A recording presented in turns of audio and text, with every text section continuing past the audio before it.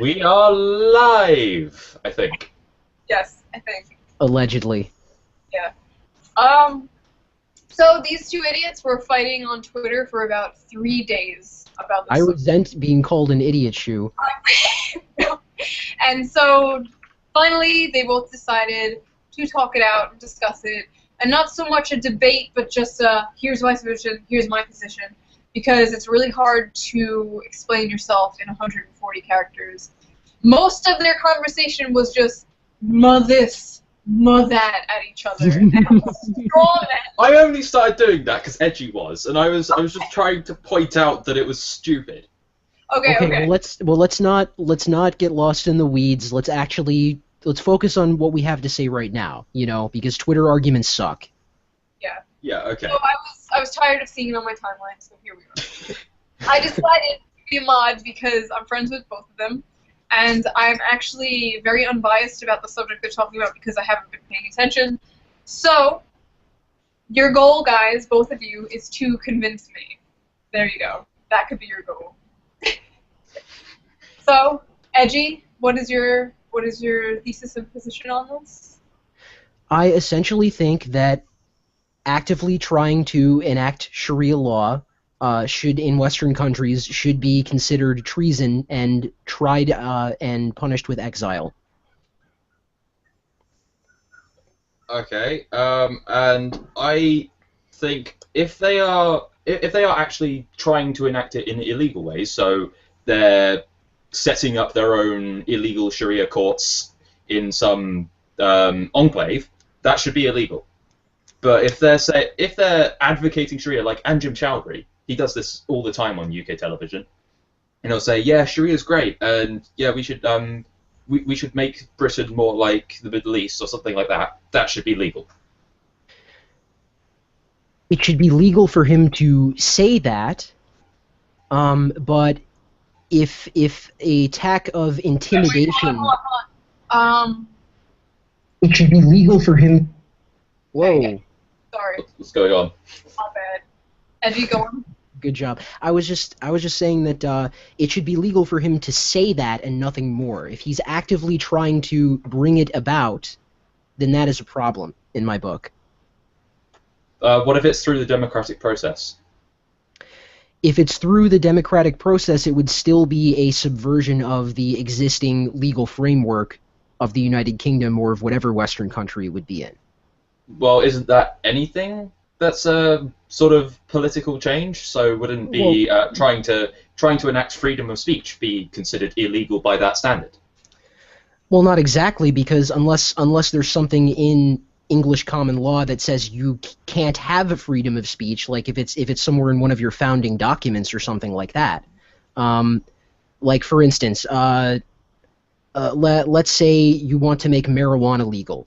That's not a fundamental restructuring of the entire legal framework of your country. That's just making marijuana legal. I mean, Sharia law is like an all-encompassing, like, it covers like everything you could think of. There's something about anything you can think of. There's something about it in Sharia law somewhere.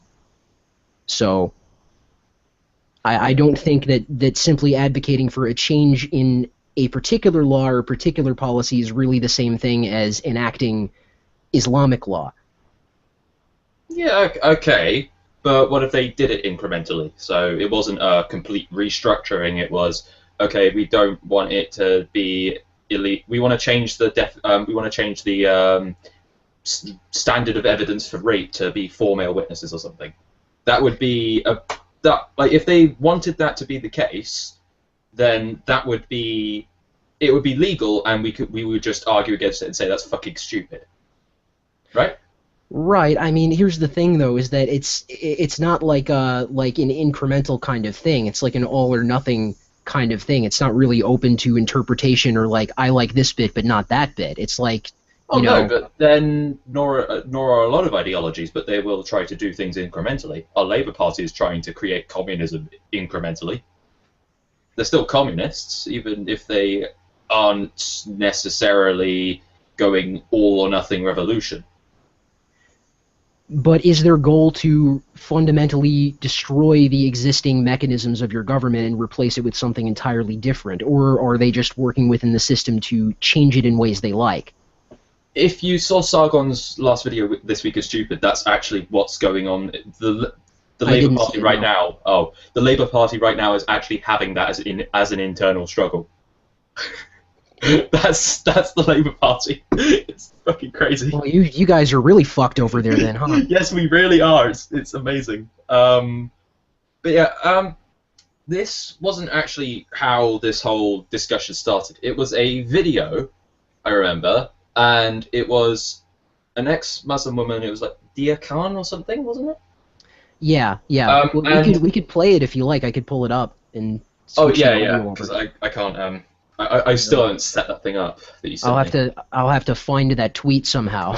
Actually, I'll see if I can find you the tweet and send you the link to it. Right. Yeah, and then I can play it back. But essentially, what she was saying, I don't want to misrepresent what she was saying, but if I remember correctly, it was something to the effect of the UK is never going to be white again, and people just have to accept that. And then she brought up immigrants from Muslim countries, and she something that really stuck out to me was that she said that it's a loss for both sides. Because she mentioned that immigrants from Muslim countries are going to have to accept that they can't reestablish their culture in the UK. And I mean, it's good that she is expressing that opinion. It's good that she sounds like she wants to uphold British values. I don't have a problem with her specifically, but the way she sort of took this like safe stance on it of like, oh well, everything's going to work out because everyone can just get along and understand each other, it's not really how Islam works. And that was the issue I took with it, is that she sort of implied that it's just going to balance out, and I don't think that that's what's going to happen based on what is currently happening. The way I took it was not that it's definitely going to balance out, it was that's what she thinks should happen. And if we're going to get through this, we have to work together, even if we don't like it. That even as sort of anti-theists and stuff, we are going to have to work with with some really retarded moderate Muslims every now and then to sort of reform the religion and things. Right. I mean, that would be the ideal thing. Obviously, would be for people to get along and would be for Islam to reform. But the reason I'm not too optimistic about that is because Islam is sort of specifically engineered to be resistant to reform. Like that's it's like part of the point. I don't necessarily think that's entirely true though, because it already has been happening, and it did start happening in the 70s. And if you look at sort of 1970s Afghanistan, it doesn't look particularly. It doesn't look like it does now. It's like they've regressed about 100 years. Right. I mean that, and you can make a similar comparison with, say, Egypt, for instance. Like I've been to Egypt a few times in my life, and part of the reason that Egypt is having a rise in fundamentalism right now is because of the revolution that happened a few years ago. And for a period of time, the Muslim Brotherhood Party was allowed in the political sphere again. They were allowed to hold political office again. And because of that, it has sort of activated a lot of fundamentalists who otherwise were being held down under the previous regime. And where I'm going with that is basically that the reason why those countries had this sort of appearance of progressive societies and sort of like secularist establishment is because of the fact that they didn't allow Islamist parties. And Egypt is restabilizing now because the new president has banned the Islamist parties from holding political office, which is basically what you have to do to stop them from shitting up your country. I mean, that's something that's pretty clearly against free speech. But it's necessary for Egypt to have any semblance of stability, which is unfortunate, but we're not dealing with something that's really compatible with free speech. And that's this. This is the part where it's. I don't necessarily think that it's necessarily the banning of those parties that's going to solve this. Because a lot of the time, what ends up happening is you just make them push back even harder when they get when there's a chink in your armor. Like what happened with the Arab Spring was that basically all of the secular dictatorships had a chink in their armor, and then the Islamists took over. And that's what we will get in the West if we'll get a very similar version in the West. We'll just get things like we'll get extreme far right parties. Right. I mean, they're no better than SJWs. Right. I mean and that's sort of what we're seeing in Europe is because the far left has been in charge so strongly for so long. It's sort of fomented. You do have a point here that it's sort of fomented the far right opposition to that, and that's not a good thing either. But I think when it comes to Islam, you basically just have to force people to accept the host culture. And I remember this is a point that you raised on Twitter as well, is that, you know, let's force people to adopt our culture. But the problem is, like, what that entails, like getting into the thorny aspects of making people live by a culture that they hate. Like, how do you do you get them to... Sorry, go ahead. It's not actually... it's not necessarily a case of... it's not necessarily... what was I going to say? I've spoke out. Dude, you're supposed to be stopping this. She can't reach inside your brain and turn off how much of a spurg you are. I'm shitposting in the chat. I'm sorry, but wow, great. Yeah. Hasm did say that it's not necessarily that Egypt has never been a proper democracy. Well, no, I mean, it's never been a proper democracy, but the closest thing that they've had to democracy was when the Islamist parties were allowed a couple of years ago, and they wound up with a Muslim Brotherhood president. And it was almost worse than the previous situation, because the previous situation prior to that was 40 years of Hosni Mubarak, who was basically a U.S. plant, like a U.S. installed dictator who was there to be sort of like a geopolitical foothold in the region. And sure, he wasn't a good guy. Do you think they won by voting, though? Do you think they won through a legitimate democratic process, or do you think they were just as corrupt? I don't think that they won through a legitimate democratic process. However, so we're just arguing. Wait, guys, let each other finish your sentences. Right.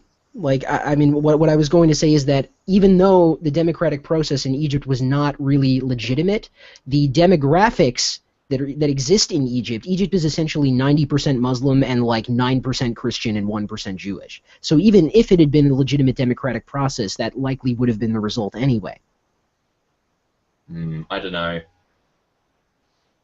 I don't really think stuff like I mean a better example would be Nazi Germany, because that actually they kind of technically did get through a legitimate democratic process. They actually got voted in, but I don't necessarily think that we should make anyone who advocates Nazism illegal or denying the Holocaust illegal. I don't necessarily think that we should abridge people's freedom of speech for that.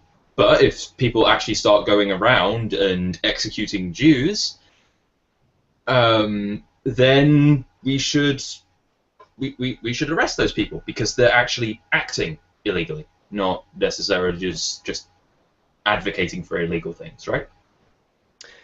Sure, but I think these comparisons to other political ideologies, because I mean this is my concern, is that Islam is as much a political ideology as it is a religion. The Quran is very political. Islamism is the political ideology attached to Islam.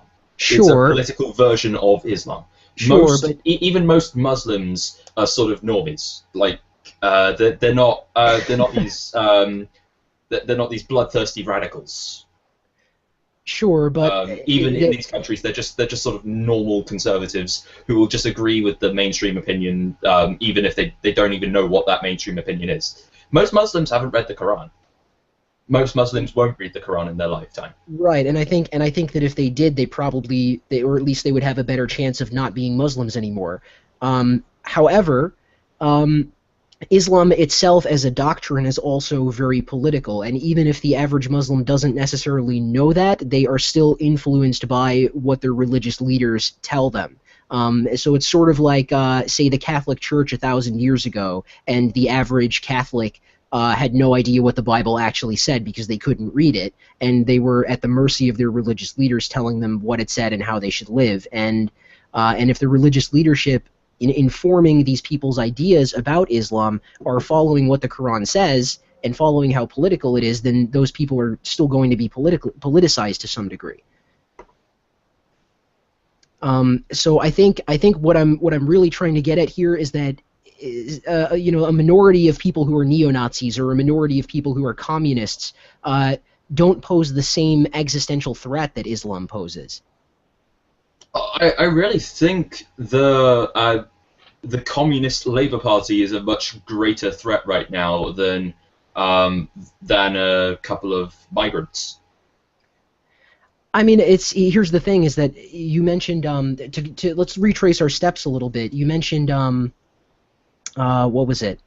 Parallel legal systems, which are already illegal and do already exist in some places in the UK. And I think part of the speaking to your point here, I think part of the problem with the left in the UK is that they're part of the reason why these parallel legal systems are not going in and being dispersed and being knocked down. Even though they're illegal and they exist and they shouldn't be tolerated, they're still being allowed to exist, and that's one of the other issues that I see.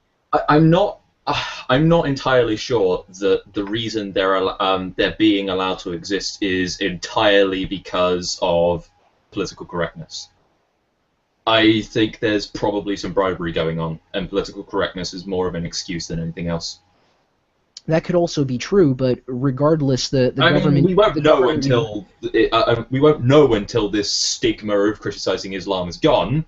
But it does seem to me a bit more simple. The police are just taking a couple of bribes from these gangs that are probably making a shit ton of money, rather than them actually being afraid to be called racist when they can prove that they're not. Right, and I mean, and to some extent, we do know that some of that has occurred, like what happened in Rotherham, for instance. And there have been a few, I don't remember the names, but there were a few other British municipalities where a similar situation was going on, where essentially the police were being bribed with drugs and money by these sex trafficking gangs to look the other way and let them do this. Yeah, and I think the whole political correctness thing is more of an excuse when it comes to the actual police.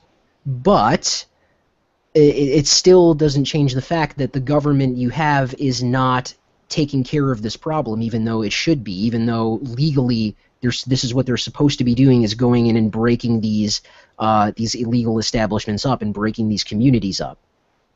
And yeah, I think that certainly establishing a parallel legal system against your founding documents and against the law of your land, certainly that should be considered treason, shouldn't it? It should definitely. It should be illegal. Like the people who are. Well, it is illegal. Actively, yeah, and it is. I'm not against chucking the people enacting all of that in prison. Well, I mean, here's the thing: is that do you want people who are actively doing that in your country? Do you want to? Okay, they hate deportation is quite different. It's a lot more. It's not as feasible as it sounds. A lot of the time when you have things like people without genuine legitimate documentation, then you don't know where you're sending them back to, and people cannot be stateless. It's a sort of international law. You can't do that. Okay, but here's the thing: is that the West essentially created the concept of international law, and we're the only people who actually follow international law. So at this point, if we're dealing with people who actively hate our culture and want to subvert it from the inside and are actually trying to do that in our countries, why should I care? Is essentially my position on that. Like, why do I care about that? When we have treason law, this is already a thing. I'm not saying give the government any new powers. I'm not saying make Islam illegal. I'm saying use the existing law that you already have to kick these people out because they hate your country and want to destroy it. But the point is that we are bound by international law, and it's not just the UK's government, but it will be other governments that will enforce this. Technically, they won't let us kick it. They won't let us kick them out. If there's nowhere to kick them out to, we will have to just keep them as we will have to either keep them in prison and try and reform them. But I mean, exile is a legal concept, though, under treason laws. The treason law in the UK is very similar to that of the US, and we both have the concept of exile, where it's not the same thing as deportation. And here's the thing about the concept of treason is that the simplest way to put it is that treason is a matter of loyalty. You are, to use you as an example, Spino, you are a British national. You are. You're an MRA, you're a critic of feminism, you're a YouTuber, you're a lot of things. But first and foremost, you are British. You're a British national. And if one day you decide that fuck Britain, and Britain is going to be second to one of these other things, like I'm part of the nation of men's rights advocacy now, or something like that, that could be considered treason under treason law. The whole point of treason is loyalty. And if you're saying that this enemy is better than we are, this enemy is better than the society that I'm supposed to be a part of, that's what treason is for. Well, I'm not necessarily suggesting that Islam is better here. I'm just... Oh, no, I'm not saying you are, no. I'm just saying we have to kind of be consistent. Because here's the thing. If we go a little too far to the right, and we start actually... being unfair on Muslims, and we start putting a sort of disproportionate amount of police time and stuff on them compared to the amount of violence or crime that they're actually committing. What that does is it then gives a political stick for the far left to beat us with, and then they get power again, and we're back at square one.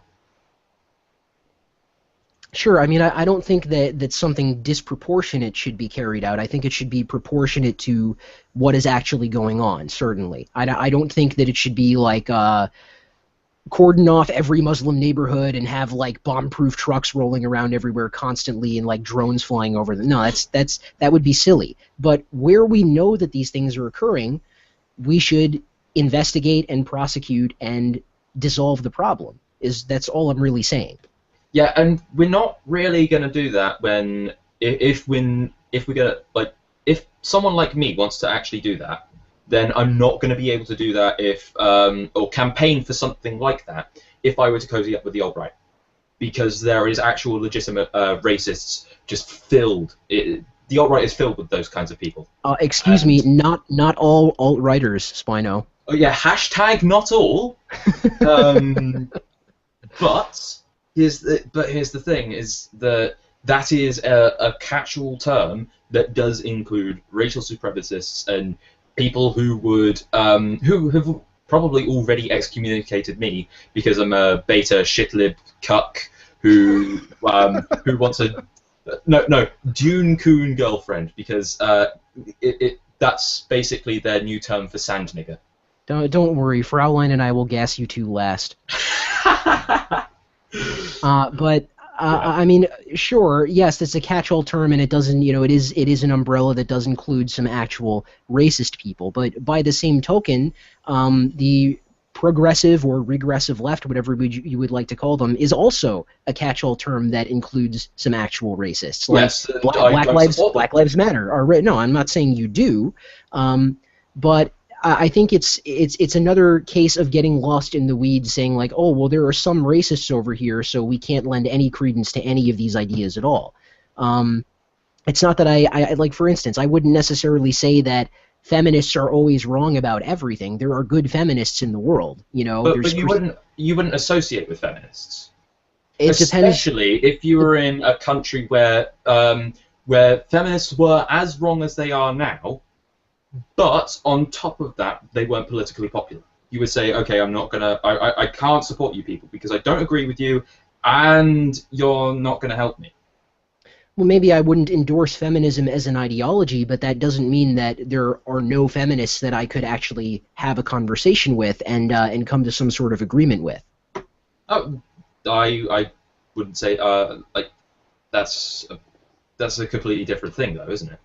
I'm just suggesting that if I were to actually be campaigning for this, a very, very close ties to the alt-right would probably not be the best thing for me, especially when they are screaming racist at anyone. Sure, I mean, but I sort of take issue with the term alt-right in the first place because no one really seems to be able to properly define what it actually means anyway, which is why I don't really consider myself alt-right. Yeah, Just it's sort of more of like a loss for words kind of thing because it's from what I can tell, it's a euphemism for far right. That's the best thing I can work out that it can even mean. I think maybe in the case of like the actual like literal neo-Nazi people, that's probably a decent assessment. But I see all kinds of people being called alt-right, either calling themselves that or the media calling them that. But Like the for instance, media is here in yeah, the states, here in the media states, calls like Sargon an MRA and calls well, Milo an that's MRA. well, that's So that's exactly what I mean. That's exactly what I mean. Is that the term is almost so poisoned that it's become entirely meaningless. Because here in the states, what I was about to say is that basically, if you support Donald Trump, there are media outlets who would call you alt-right simply for supporting Donald Trump. So I guess I'm alt-right then, according to them. yeah, well, I would take it from the if you consider yourself part of the group, then you are part of that group. Chat says Sargon is alt-right. Says Sargon. Oh God, yeah. Well, yeah. I guess he is, even though the alt-right think he's fucking he's using Alinsky tactics on them and all of that shit. He's an alt-right, MRA, anti-feminist, racist, white supremacist neckbeard. Yes, he is. No, but I think we've gotten a bit off subject here. Though. Yeah. But then okay, there was one other thing that we ended up sort of having some sort of disagreements on was white genocide, and the term white genocide, what's actually going on.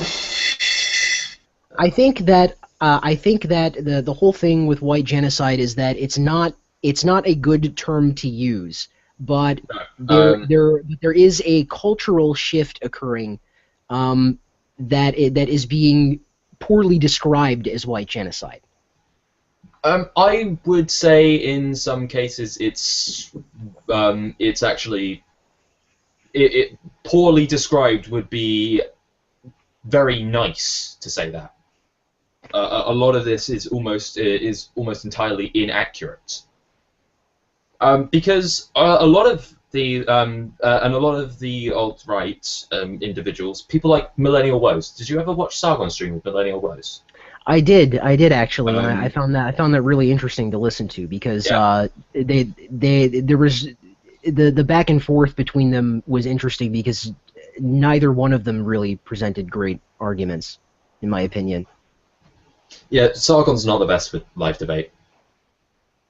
Quote mind me on that, guys. But where were you going with that one? Is actually because you took issue to my claim that some people have said that that white people not having kids is a form of genocide, and well, I think that's actually what I recall Millennial Woes saying was that white people have low birth rates, and this is actually part of white genocide or something. Well, I mean that's the issue that I took with what you said was, I mean, first of all, I wouldn't use the term white genocide myself, and second, the low birth rate thing is just an aspect of a multifaceted long-term problem. This isn't like white people are going to be put on the trains and taken to the gas chambers tomorrow. Like that's you know it's the problem with you calling it white genocide. This is more of like a slow decline over the next like 50 to 100 years kind of thing. This is more of a white extinction, I guess. Right. It's like a demographic suicide in some sense. Well, here's the thing: is I don't necessarily think it's ever going to come to that, because if you look at Arab countries and the rich ones, Qatar, UAE, Saudi, Kuwait, they all have just in like the last 30 years had a massive dip in their birth rates, and they're becoming very much like Western countries. So Sure. I don't think I don't think the concept of low birth rates has anything to do with some kind of ideological efforts to get rid of white people, or if I don't even think it's anything to do with Well, feminism I'm and not sure demonization it's. of motherhood. I'm I not genuinely don't. sure. I'm not sure that it's necessarily an ideological effort to quote unquote get rid of white people, but rather just a shift in the zeitgeist where basically white people are responsible for everything, white people can be blamed for everything. And so what I mean when I say that it's not just the birth rate thing, it's more like the birth rate thing combined with the mass immigration thing, combined with the open hatred of white people, combined with violence against white people being looked away from or excused. It's all of these things combined together that is going to cause a decline in white populations. Don't worry, Edgy. Men have survived it. And also with regard to the Arab societies thing, that's true that they have seen a similar reduction in their birth rates. But what I would ask of you there is how do we reconcile that with the fact that that Western societies have been the wealthiest societies for a long time, for hundreds and hundreds of years, and yet it's only recently that the birth rate has declined so much? Access to birth control. Well, sure. It's that would be one aspect of it. And social safety nets. They haven't been around for for as long as this being wealthy thing has been around. What we have now is we have a society in which you can get old and not and you can still have a comfortable life with no kids. 100 years ago, that would have been fucking crazy. You have to have kids to take care of you when you're old. That's no longer a necessity. So that's why I don't think white people are having as many kids, because it's mostly white countries where they have welfare systems. But in the past, if people wanted to choose not to have kids, they could still have done that, and yet they weren't doing it as much. I mean, access to birth control, sure, but it's still something that you have to opt into. Yeah. Well, I guess something like you would have a personal reason for wanting to opt into it. Yeah. Well, that's what I meant by the comfortable lifestyle. You don't need that anymore. You don't need to have kids to keep you going until you're 80. I mean, I suppose this could be like a correlation is not causation kind of thing. And that's I genuinely think. Yeah, I genuinely think this has more to do with economic factors and living standards just being good enough for people to not need to pump out children. Because if you look at the even within demographics, you find richer people are less likely to have kids than poorer people. And if you actually look at the demographics of poor people having kids, it's mostly people on benefits where they actually get more benefits for having children. Well, I mean, here's the thing: is that I think it was Fiffin at one point who brought up women joining the workforce as being another factor there, and I do think that there is something of a cultural that's a cultural shift, and at least in part an ideological thing where we see. I wouldn't say it's necessarily an ideological thing, because women have always technically been in the workforce. It's just around the sort of after the two world wars, we got to a point where it was completely financially viable for a middle class man to be able to support an entire family with a full-time wage. Before then, women were still working; they were just working in different areas. Sure, but we didn't see women taking on demanding careers that sort of prohibited them from having kids. The kind of thing where they actually can't. They like women. Women weren't in a position to elect to take on those kinds of jobs. That sort of like even if they wanted to have kids and have that job, it wouldn't really be feasible unless they had a babysitter or daycare raise their kid. Yeah, where the job, it was either the job or kids rather than both at the same time. Right.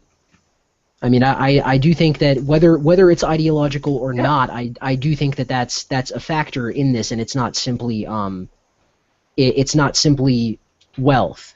It's not simply the. Well, I think that would be a case of wealth. Just the fact that now a lot of women are choosing. Okay, then that's not necessarily wealth. That's more personal freedom.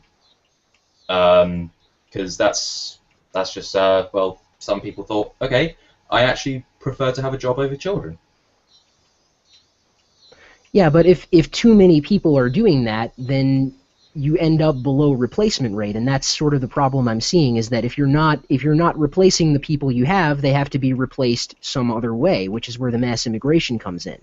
I wouldn't suggest the mass immigration is an attempt to get rid of the low replacement rate. I think I think it's a little more simple than that. I don't think this is this whole bring in refugees is a sort of conspiracy where it's hating white people and all that stuff. I think it's genuinely. I think it's just a sort of genuine, yes, let's help these people. And I think a lot of the political correctness stuff, it's not we want to create a rape culture here or whatever. It's more we don't want to offend the feelings of Muslims. But I mean, do you remember what you were saying a little while ago about the political correctness thing being a cover for not breaking up parallel Sharia systems? I think that the political correctness, and and that is essentially. I mean, I'm not saying you were wrong about that. That we can observe that was a thing, but we can also observe that. European countries have robust social welfare systems that need to be sustained somehow, and some politicians in some countries have openly said this, that we need to bring in migrants en masse to maintain the welfare system so that we can maintain the social safety net that they've built up. But I'm pretty sure it's the opposite. So that's something, but this is something that's been openly said. So they're bringing in a lot of people who are not going to be helping maintain the social safety net, and they're actually harming the social safety net. So that doesn't make any sense. Well, no, it doesn't have to make sense for them to be using that as justification to bring them in. You see what I'm saying? Like fair enough. I mean, that might be the cover though. You don't know. That might be the cover for the whole. We want to just help these people, and we're just going to use some really flimsy economic arguments for it. Right, like in the case of Germany, that was the pretense of bringing all these migrants in, and they said, oh well, we're bringing in Syrian refugees who are fleeing war, and in reality, that's only true of about 20% of the people who came in, and the other 80% are just economic migrants who are coming for free gives me dat, and are not actually contributing anything. Like Syrians are actually pretty likely to be educated, to have something to offer to the society. So Syrians aren't the problem, it's the ones who aren't Syrian. And those are the majority of the people who came in. So to your point, it doesn't make sense that they did that, but they still sort of, oh, well, look, this is the right thing to do, so we're going to do it. And then Merkel comes out and admits that, oh, well, yeah, I fucked up, but we're going to keep doing this anyway because I don't want to look bad. Yeah, I think the other problem is that a lot of these, especially the European politicians, are completely unaccountable. They can do whatever the fuck they want, and they can have their sort of moral high ground without actually looking at how much they're fucking up the countries that they're in. Hashtag hang Merkel. I wouldn't go that far. But I mean seriously though, I don't think that this is some sort of grand conspiracy that the Jews or whatever came up with in a smoky room. I think that's silly. I think that the concept. You think that, and that was kind of more what I was responding to that tweet. Sure, but I still got a bit triggered at the idea of this being written off when it is in at least in some sense an observable thing that is happening slowly, albeit slowly. And I think I've even heard Sargon admit this, that it's a very slow thing that could potentially happen, and it's sort of in the slippery slope phase right now, where it's like a question of like, okay, is this happening or not? And basically the only way to find out if it's actually going to happen is to wait and see. But I don't think we should wait and see. I think that we should try to preserve the status quo in our societies by fixing these bad policies. Yeah, I would go after the policies, the shitty immigration policies as well. I think that's the only thing we're going to really do to solve this. And I don't necessarily think that increasing the number of children people are producing is a good idea either. Well, shouldn't you at least have replacement rates for your population? Isn't that, We need less humans. We need less humans, but that's on a global scale in the aggregate. The place so where what? We just fuck up other countries then? We just wait for them to die? Well, I mean, if you're going to socially engineer lower birth rates anywhere, it should be like India or something, because India is actually going to be a huge problem in the near future. Like they're the superbugs are being bred in India because of the overuse of antibiotics. Because hey guys, let's shit in the river and shit in the street and not have like proper education on hygiene. And now we need all these antibiotics to treat all these illnesses that people are contracting and spreading.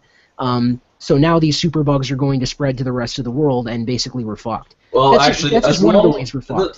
Those won't, as long as we don't go the full ANCAP route and take away borders. Because one thing that borders are really good for is making sure that diseases don't just explode everywhere.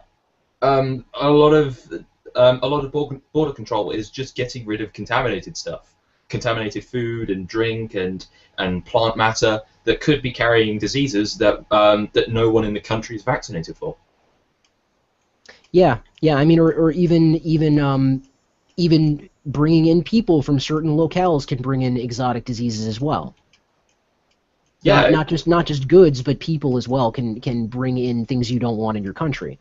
Yeah, which is why one of my old friends, when he was coming home, I think it was either coming home or going to Australia, one of his younger sisters was started to get a little ill, and the border control just completely freaked out, and they had them in like a solitary confinement for about like an hour or something until they worked out it was just like a cold or something. But yeah, it's. I think we've really gone like way far off the original subject. Yeah, we have. We really have. This is interesting, though. I'm just letting you guys talk. But one thing, to bring it back to the original debate, one thing I saw a lot on Twitter between you two was free speech, and turning free speech into kind of a meme. Yeah. So what was up with that? Where did that come in? Well, okay. So I think earlier in this discussion in the stream, Spino mentioned that he doesn't want to abridge people's free speech, and I don't particularly see this as a free speech issue because we're dealing with something that itself wants to subvert and destroy free speech. It doesn't have room for free speech, which was why I mentioned Egypt earlier. Is because they're violating free speech by not allowing these particular political parties, but they're also keeping their country from turning into a shithole. Dictatorship, so it's not like but like it's all anti-free speech there. It's not like they were ever a democratic free society. Sure, but this is one of the issues I took with you on Twitter. But your point is that this oppressive dictatorship is slightly better than these, or a lot better than these oppressive dictatorships. The point is that neither of them would exist in a perfect world, and neither of these needs to exist in the West because we don't need those measures. We're not a population made almost entirely of Muslims, with that are much more religious than your average Middle Easterner. However, you don't necessarily need a majority for a problem demographic to affect political change or to sway the outcome of election. It could be as little as, I think the magic number is like 20%. If 20% of a given population wants a particular political goal, then they can shift towards that political goal. They can change the political motion trajectory, I should say, the political trajectory of the country. Oh, then it's a good thing most Muslims aren't the far radicals. And here's another problem that we have in the UK is that there's a lot of the mosques are funded by Saudi, and Saudi is well known for its very harsh interpretation of Wahhabi Islam. Gas the Saudis. But if we got rid of those Saudi-funded mosques, then it would probably not be as bad as the situation is right now. Okay, but you're saying get rid of them. How would you get rid of them? Well, I'm not sure if they're actually taking the money legally. So a lot of this it goes back to the police need to start actually fucking doing their job. Yeah. I mean that's Instead definitely of That's definitely true. That instead of focusing on Jess Phillips' Twitter feed. Right. I mean, I wouldn't be anywhere near as concerned about this if your government were actually enforcing the law and dealing with these people.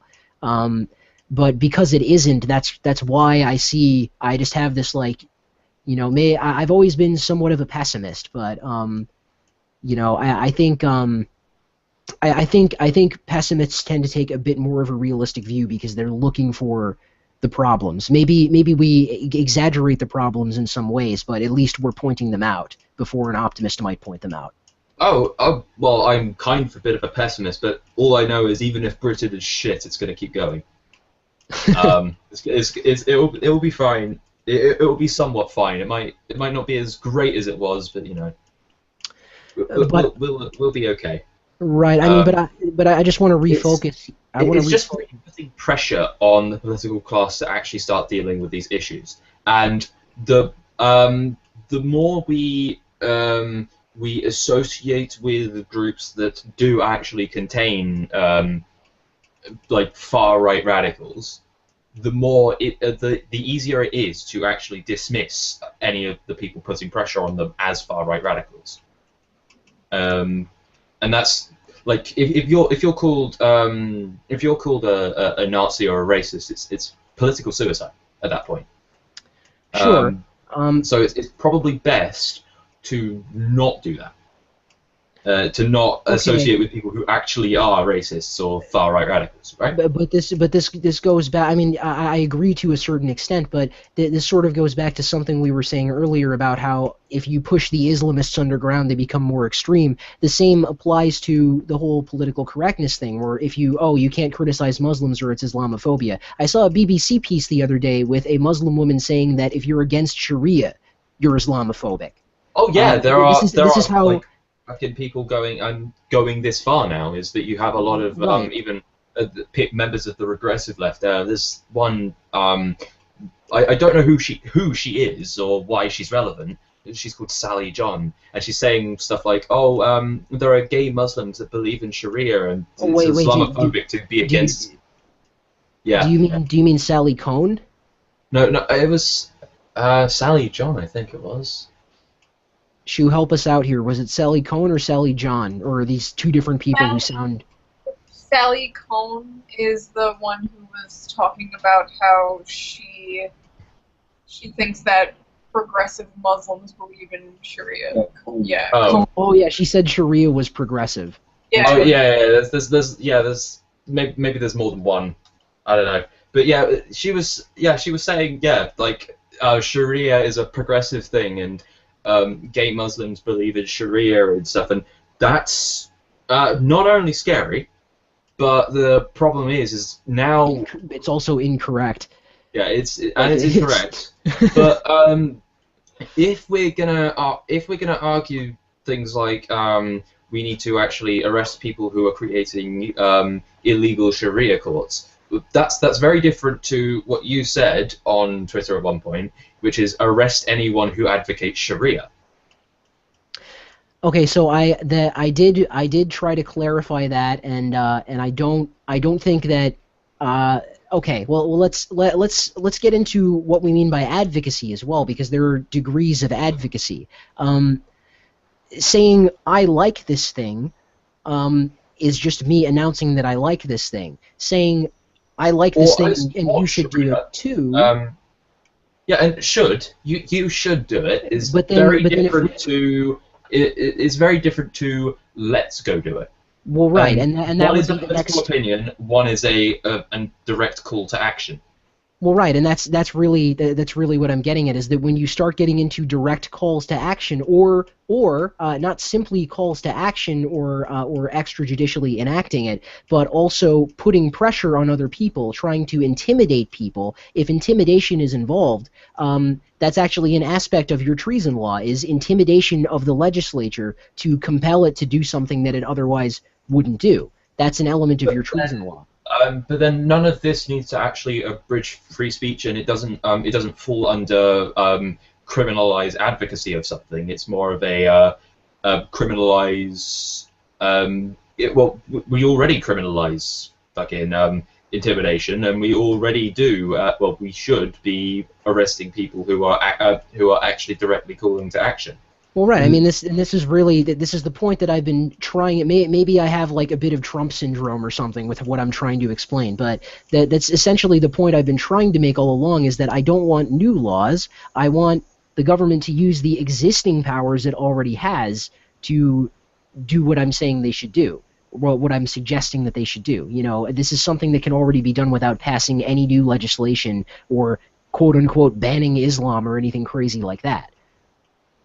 Yeah, and that's the main problem. Is I'm not just being inundated with people who are suggesting as serious solutions as you. So when I'm just shitposting on Twitter and refuting what sounds like a really crazy nobody far right claim, don't take it personally, because I get some much more insane people than you. Oh no, I mean if I'm having a disagreement with someone, I've already spoken. Like if I've already established a rapport with someone and I sort of quote unquote know them, I don't really take anything personally. Like it's just a matter of like, are you trying to have a conversation or are you being a dick about it? You know, and I don't think you were really being a dick about it. So. Yeah, it's sort of like I have when I'm getting people complaining that I'm destroying the West by having an Arab girlfriend. That's and all Syrians are retarded because the average IQ of people in Syria is 83 or something stupid like that. Muslims get out, stay out of my white country. No, I mean that's just. This is the second meme. You are on 2 strikes now. Too many memes. This is it's sort of like I'm actually dealing with genuine white nationalists, not just nationalists. There's a very big difference, and I am the first to note the difference between the two of those. But it's like when I'm making sort of vague arguments against a specific position, I don't necessarily especially on a platform like Twitter, you can't just say, yes, but there's also these nationalists that aren't racists. That's not something you can always do. Right, I mean, yeah, and depending on who you're talking to, you wouldn't necessarily get away with that because, I mean, you know, and I guess this is just another aspect of me trying to be edgy, but I sort of like calling myself a nationalist for that reason, is so I can make that distinction and be like, okay, well, I'm not racist. I don't believe in an ethno-state. I don't think that we should, you know, gas this group or that group, like literally. Like when I post a meme of Donald Trump gassing Bernie Sanders, I don't literally think Donald Trump should gas Bernie Sanders. It's just a meme. Yeah, it's you know. And I think the problem is that it seems the more polarized the the sort of political debate gets on the internet, the more you actually have to be careful about what jokes you make, because people might take you seriously. Because there are actually people who believe those things, or people who are against them, and like every now and then, like it was something. Positive Improvement was talking. Do you know him? He made a vague comment about women kind of being like cats, and he made a joke about them being needy and annoying or something like that. And this guy completely took him seriously and called him a MGTOW ideologue, and he was just like, no. I'm not being entirely serious here. And then after this like long discussion about MGTOW, he was just like, you do realize I like cats, and he didn't get it because there's a lot of people who don't get jokes, and it makes it difficult to actually have an official political, like an actual political opinion when you're shitposting. Yeah, I mean, see, this is why I love being American, is because I can essentially say whatever the fuck I want without fear, as long as I'm not making a specific threat of violence. I can. Yeah. I've actually genuinely said worse things than what was in that Nazi Pug video that got a guy arrested. So if someone were to go through my Twitter feed, they could probably actually get me arrested for hate speech. Go on, fucking try. I will expose the UK political system if you try and get me arrested. Oh, so you're going to be the Amos Yee of the UK, is that it? Yes, but I won't advocate child porn. I mean, okay, so I just want to make another point about the free speech thing.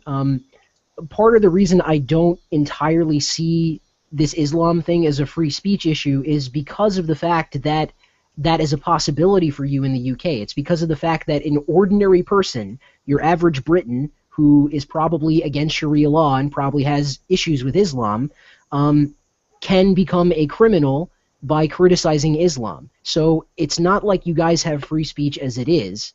If anything, and we should be campaigning for it. And I can't. Of course, really you should. Yes. I can't really be a campaigner for freedom of speech if I'm also completely okay with Muslims being criminalized for just being slightly too radical, like having too radical ideas or whatever, rather than actually doing things. If that makes sense. Okay, sure, but we did get to that point about different degrees of advocacy and how if it becomes a call to action, if you're actually trying to enact a subversion of the British I wouldn't call that advocacy at that point. That's very different to I would put advocacy at the like that's gone from advocacy to calls to action. Like a call to action is not there's a line, and that line has been crossed. Right. Okay. Well, I mean, yeah. If you're just saying, if all you're saying is, I wish the UK had Sharia or I like Sharia, then or I don't public think debates saying, yeah, let's have Sharia debate me. That's okay. Right. Like if you're literally all you're doing is talking about it and nothing more, then I don't think that should be a treasonous act. But if you're actively trying to cause it to happen, I think you're pushing it. And then if you're getting into trying to intimidate people into doing it or extrajudicially doing it, then I think that should be considered a treasonous act. Yeah, okay, that's fair enough. And technically under the law, you could say that it's a treasonous act. Yeah, I don't like the whole treason thing though. That's questionable. Could we just have the other existing laws that also do things? No, treason. That's the third strike. Strike 3. Am I ejected now? Am I gone? We're out. Yeah.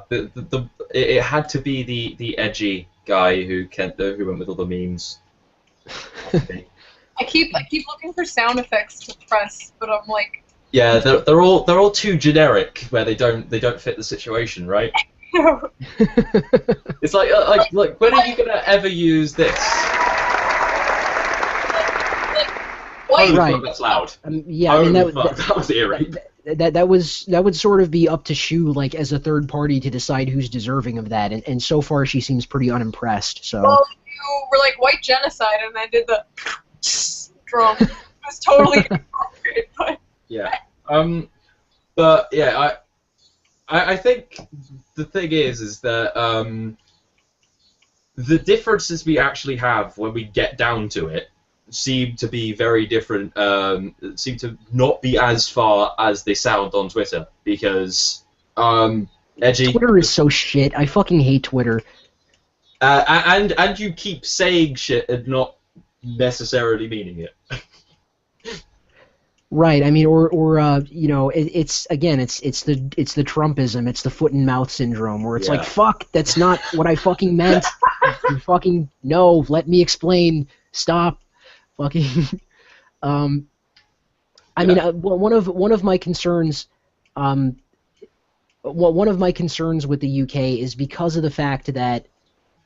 What we were just saying about how you should have free speech, but you technically don't. You don't have a guarantee to it the way the United States does. And part of the reason why I'm not terribly concerned about this kind of thing in the United States is because our First Amendment effectively immunizes us against something like Sharia law. We don't have to worry about it here. Yeah, you have that official constitution that actually prevents any sort of parallel legal system from taking over.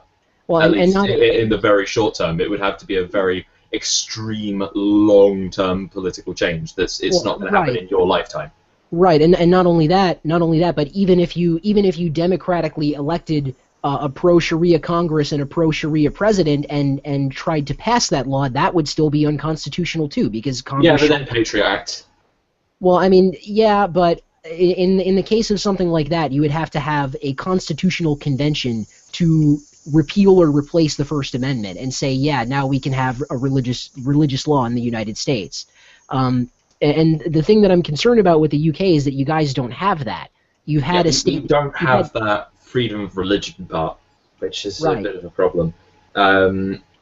And yeah, this is why I think the UK does need a constitution that isn't like some old Magna Carta, which I'm not 100% sure is still in effect.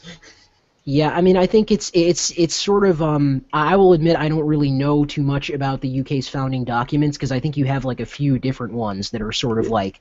Yeah, it's all mismatched. We have a lot longer of a history, so it's and we've basically sort of we've had improvised documents, and we've just gotten by with all of these improvised documents. We've never thought to even try and change them, which then when we're actually thinking, okay, now we actually have this sort of existential threat that's going to affect our, that would like completely restructure our legal system. We don't have a constitution to protect from that.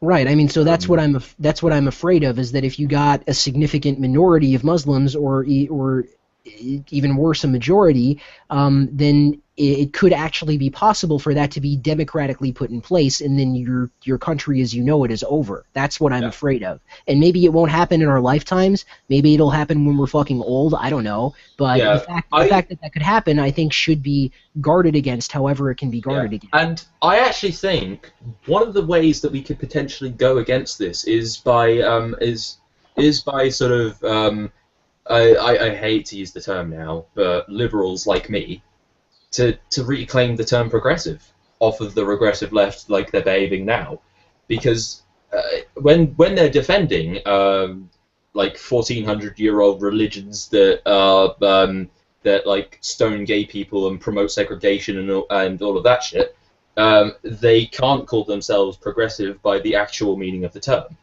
by what most people know they mean, what most people actually understand that term to mean. So when I'm saying fuck ancient religions and fuck segregation and let's move society forward a bit, then I'm actually by any reasonable sense of that term an actual progressive, and that might work, because there is a sort of disenfranchised working class that is traditionally Labour voters, but they don't like Labour because they've gone full SJW, and they're on identity politics rather than economics now, and they're full of Marxists, and people don't like Marxists. Yeah, I mean, and it's sort of Naked Ape, and I don't know if you're familiar with the YouTuber Saint Clair. He's a smaller YouTuber, but he's a really cool guy. And he recently made a video called YouTube and the Rise of the Conservative Liberal, and he was essentially arguing that to be an actual liberal in the present is actually kind of a conservative thing to be now, because you're not a progressive, you're not this like cultural Marxist, like regressive left kind of thing. You're actually trying to preserve classical liberalism. And I sort of saw where he was coming from to a point, but I don't personally think it's ever officially existed in my opinion. It's sort of we tried to take it over, but instead of actually fixing the structural problems, it was just taken over by a bunch of other authoritarians who were no more progressive than the conservatives that ended up getting beaten. And now we've got our fucking Prime Minister saying Sharia law is awesome. Yeah, and the Mayor of London. Yeah, no, but actually, Theresa May has said Britain can learn a lot from Sharia law, and the Islamic State is not. Yeah, and the Islamic State is not Islamic. Oh my god. See, as concerned as I am about all of this, I did not even know that she said that, and now I'm like double concerned because it's like, see, you see what's happening? Yeah, but Okay. how are we going to beat these people if we don't if we don't prove to them that if we don't like play their progressive dick measuring competition?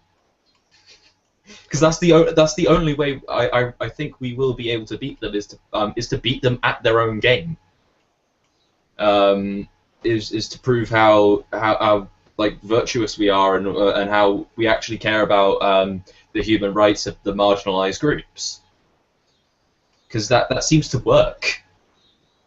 Yeah, I mean, but then the problem with that is sort of like it sort of reminds me of when people say, "Oh, well, there's no rape culture in the West, but there is in the Middle East." That sort of still it's like a concession that rape culture is a real thing when I would say that it isn't.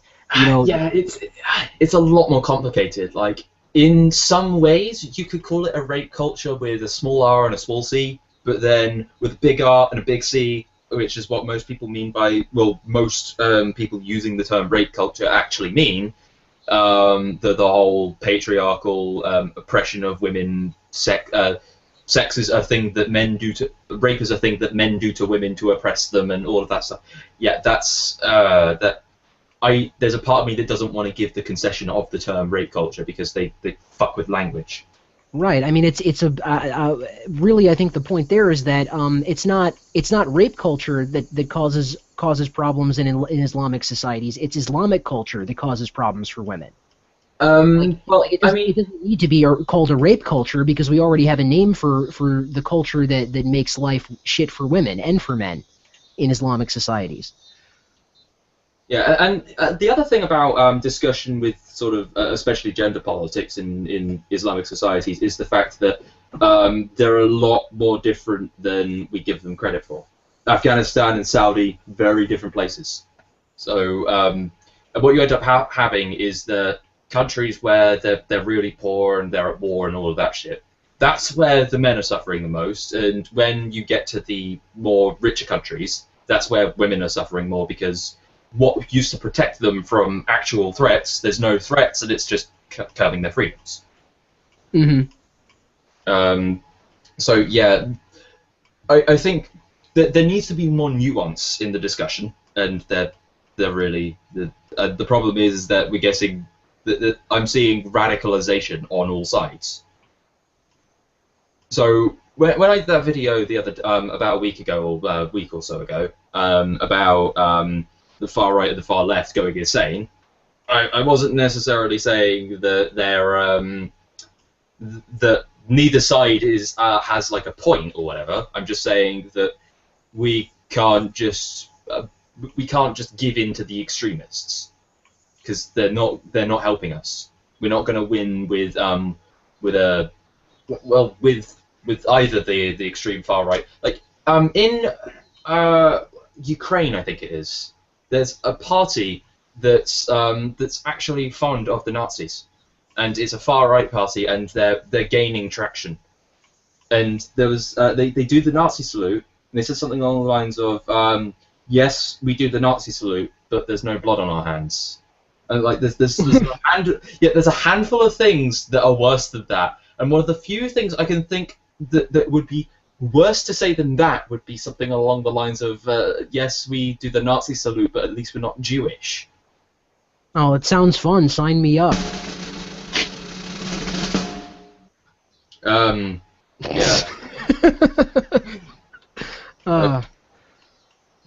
Fuck. Sorry, threw you off. Yes, yeah, you threw me off. I think I ended the train anyway. But yeah, what are we doing now? What are we talking about? I feel like how can Europe actually solve this? What could we do right now? Well, I certainly think that you need a different government in place. You need different leaders in place who are actually willing to change these policies that are causing all these problems. Yeah, that makes sense. You can't just continue the status quo and like keep these policies that are causing you all these problems because it's just going to continue that decline. Yeah, there is actually a part of me that wants to harass Sargon into starting up a political party. Oh boy. Like Sargon, make a political party and I'll join it. Guys, I have a bad feeling about this. No, but would it not be absolutely amazing if Sargon was in Parliament and Jess Phillips could not block him, so she actually had to engage with him and talk to him, and she gets so fucking triggered. It would be awesome.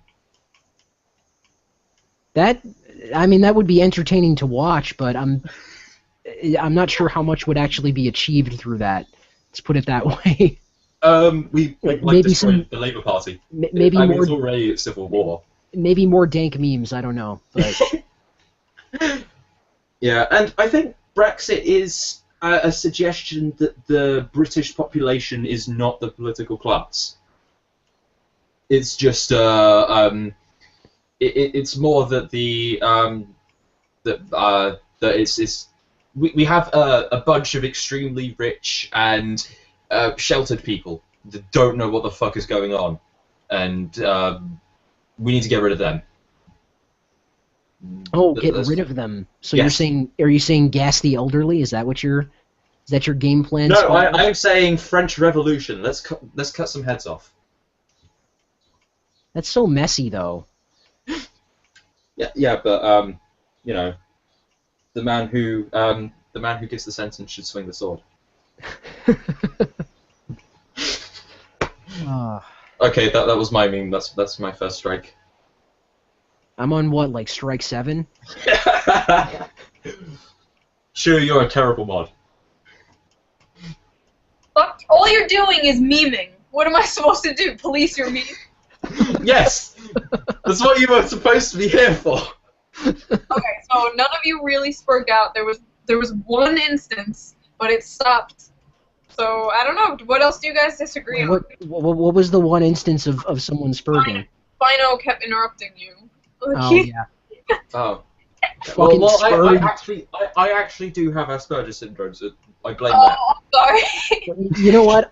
I probably am on the spectrum somewhere. I'm like officially on the spectrum. I've been officially diagnosed, and I did the test, like the autism quotient test. It's like 49 out of 50.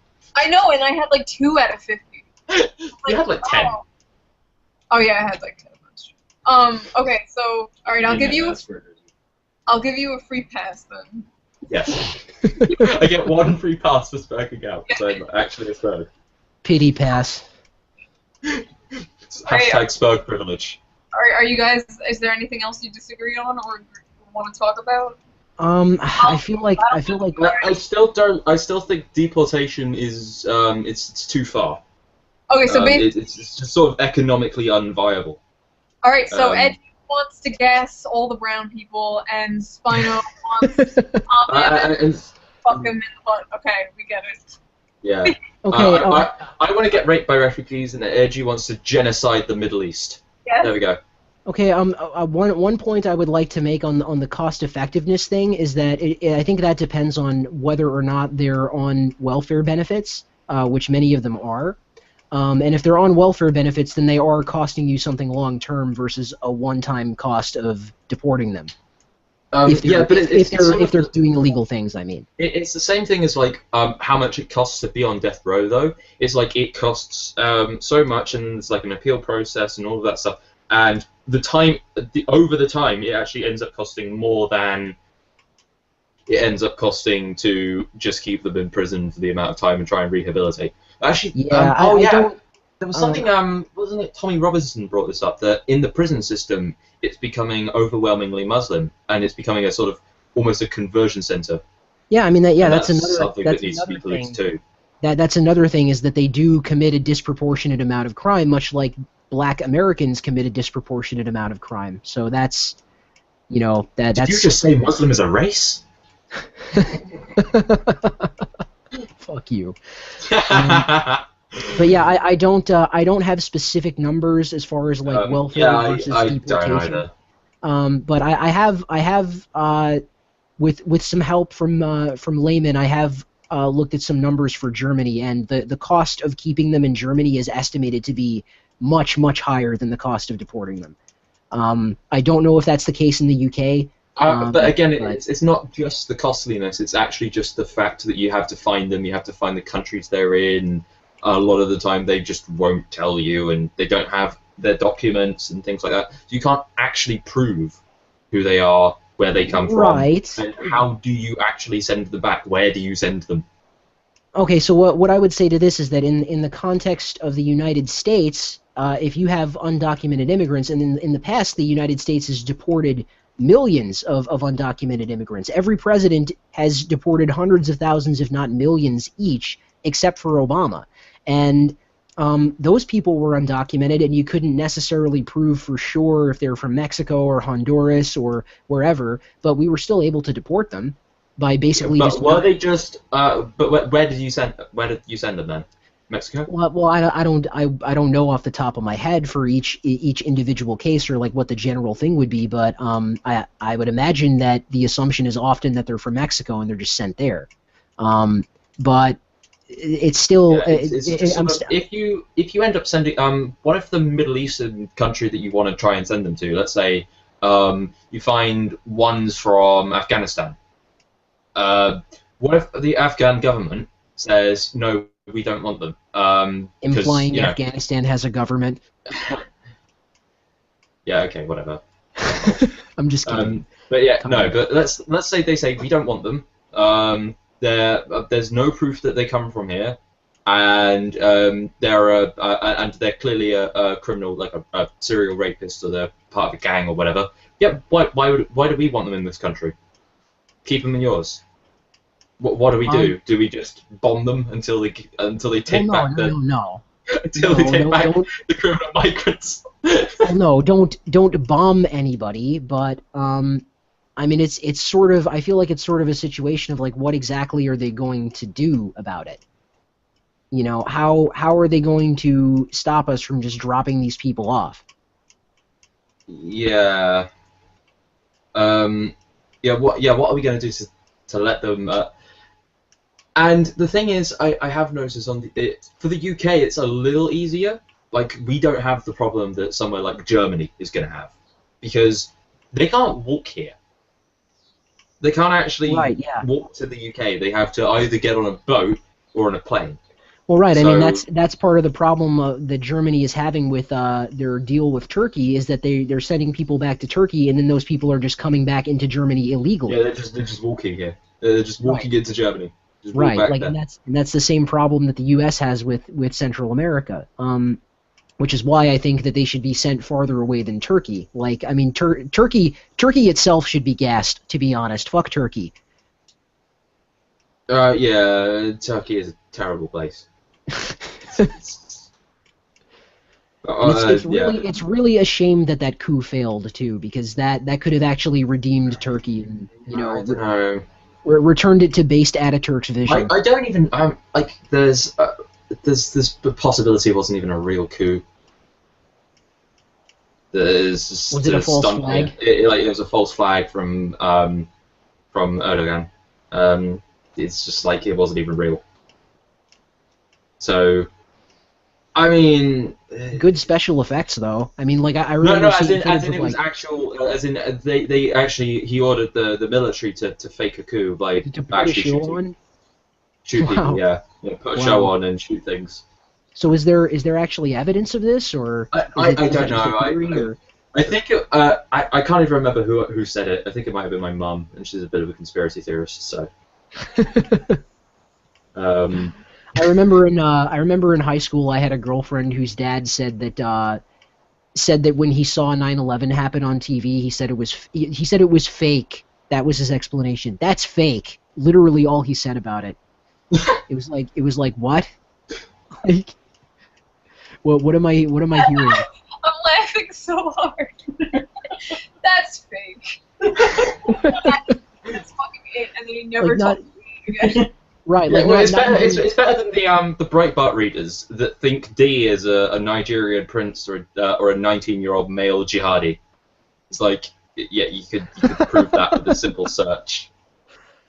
Yeah, D is just wearing lots and lots of makeup to fool you into giving her your resources. No, but seriously, it was like Alan, who wrote the article about it. he actually like did go out of his way to fact check, and then it's like the Breitbart readers, because it went against their sort of like far right narrative, they were just like, no, it can't be.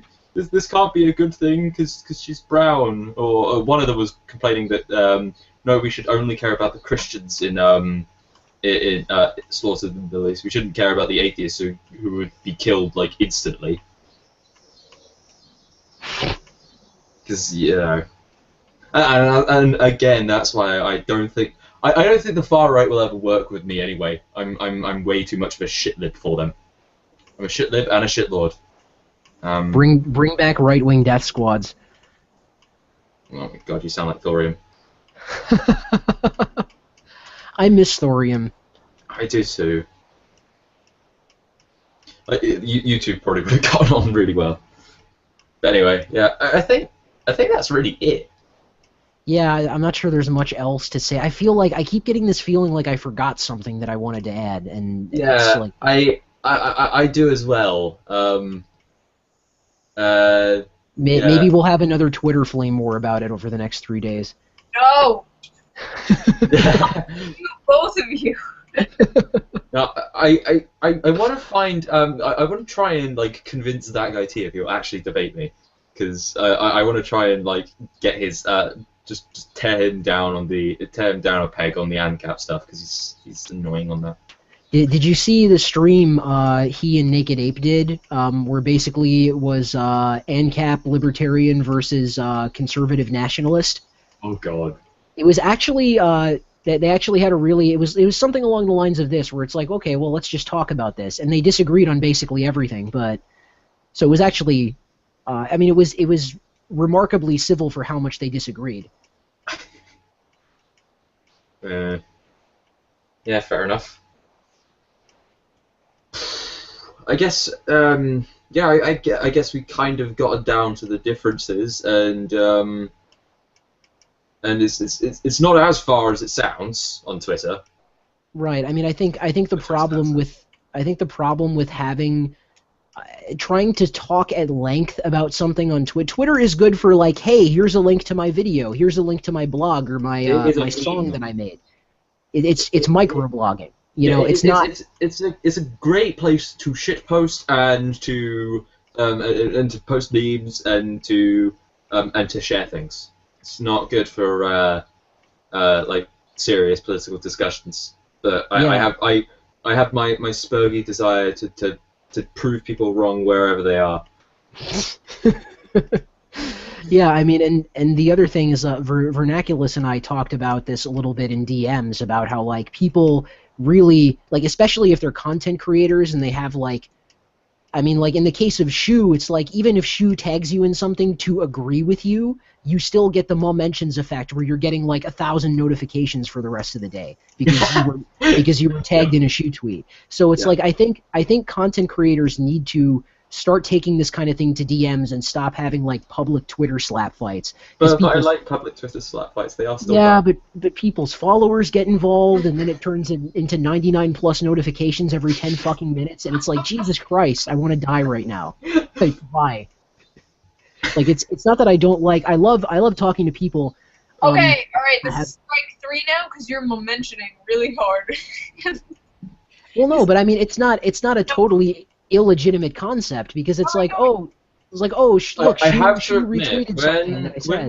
when what you get is it's not necessarily the fact that the mentions are going on. It's the fact that like I can walk away from the computer. It's if I'm actually trying to have a discussion with someone, and then you have about 40 other people that you're that are butting in, and then they start responding to those other people, and it ends up in a really messy tweet. Instead of a one-on-one chain, it's now a 40 on 40 tree. Right, like it becomes impossible to adequately respond to everything that's being said, and it just turns into a shit show of a conversation. Yeah, and it makes me spurg out, because you know I want to respond to every dissenting argument, and then I can't, and it's annoying. Right, especially and 140 characters. I'm like, I want to say something nuanced here, and I can't. And by the same token, you know, things get misrepresented. Like a lot of the time, you know, like your fans, people's fans or followers or whatever don't necessarily speak for them. So like maybe you and I have a disagreement about something, and one of your followers jumps in and says something really retarded that doesn't represent your position, and then my followers start responding to that, and then it just becomes this fucking like idiocy contest, basically. Yeah. No one untags.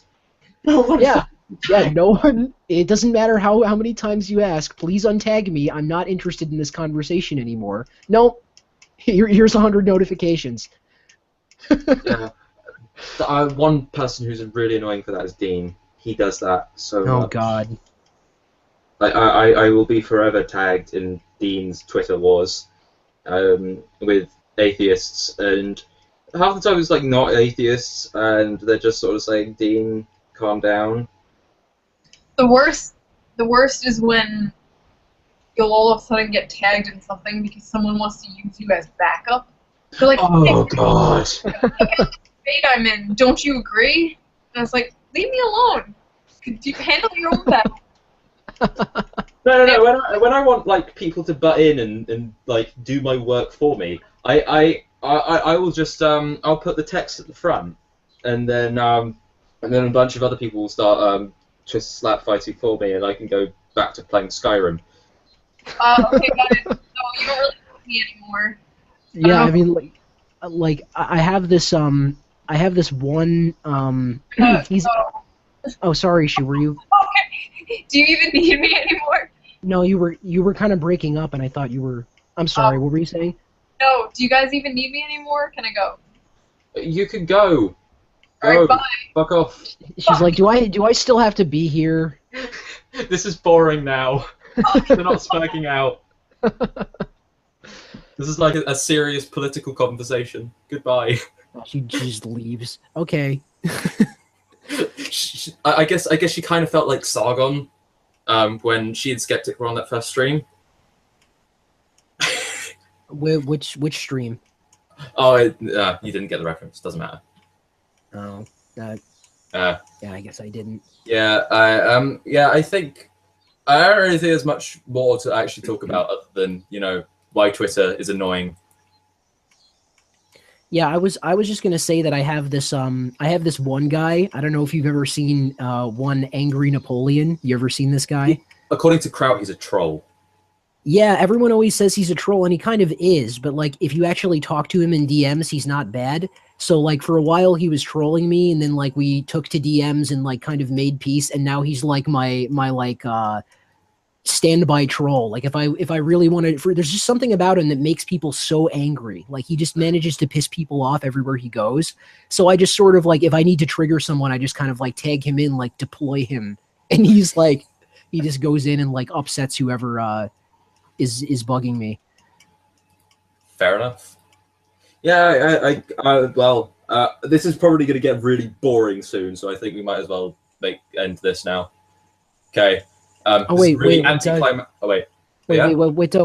the deal with Demotivator Opinion anyway? He's your pet S. Yeah, he's kind of like my pet SJW. He's all right. Because we ended up sort of bonding over a mutual disgust over Daz, who's like a radical MGTOW, and he's alt-right but black, and he hates Muslims, but only Muslim women. Only Muslim women. The Muslim men are victims. But then he says, I don't care what happens to Muslim women. They're not oppressed. That's just they could just do it somewhere else. And then like a minute, like 10 minutes later, he's on another comment section saying, "Oh, but why don't you care about Saudi men?" He's an interesting one. And then because I've made some memes out of him, he's calling me passive aggressive over it. I love you, Daz. I really do. Yeah, that's bizarre. Yeah, he hates Muslim women, but not Muslim men. Yeah, and he doesn't. And then he even tried to defend this alt-right guy, saying that all of that it's good for men to suffer because then they get stronger, and the more they suffer, the stronger they get. So it's actually so the more suffer, like the worse you treat men, the better society is. Wow. Yeah, and he was defending this guy. He was defending this guy, and then complains that men are suffering.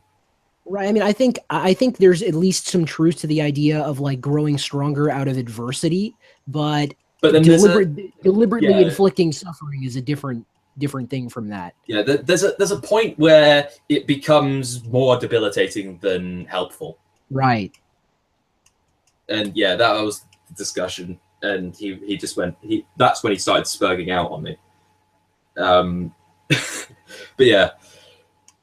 I have a lot of really crazy people, like the alt-right guy that thinks I'm.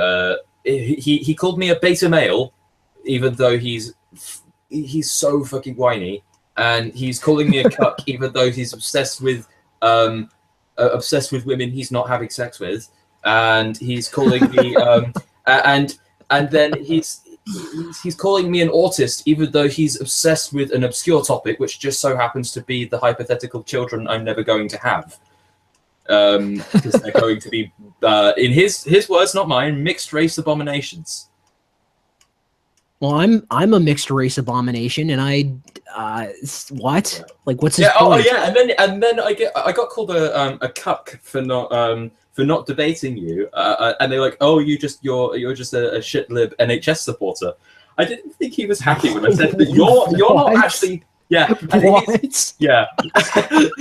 I guess they didn't realize that you're not exactly against something like that, like an NHS. Well, yeah. I mean, being, like, this is the thing about nationalism, is that it's not really a left or right thing inherently. It's just kind of like, put your country first, put the people of your country first, do whatever is pragmatic for your country and will benefit your country as a whole. It's not like, oh, well, I hate this idea that nationalism is like this inherently like far right thing, when it's really not at all.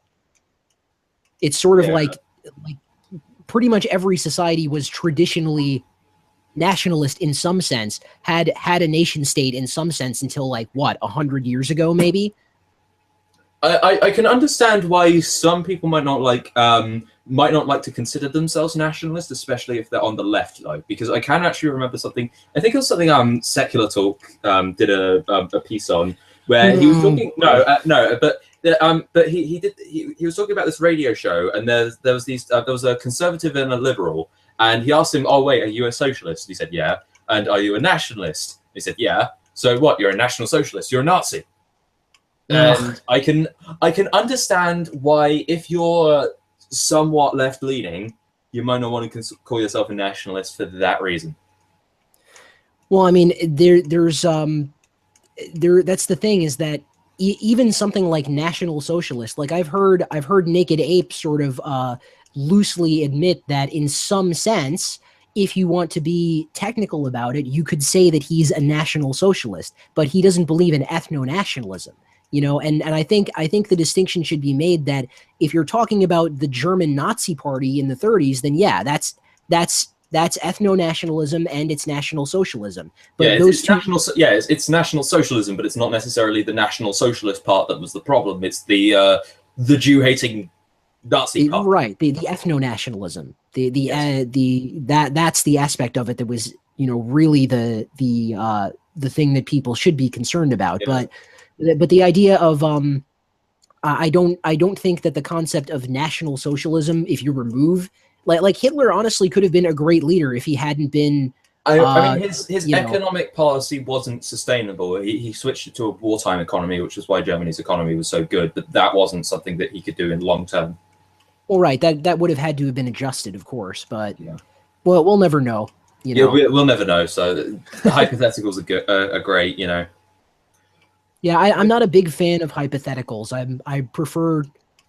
Yeah, because it's sort of like, okay, what if you were in a someone asked me, how would you be able to fight? Like, how many what percentages of the world's population would you be able to fight? I'm like, okay, what is this fight gonna be? How tired am I? There's like a million different factors. Like, what's the win state?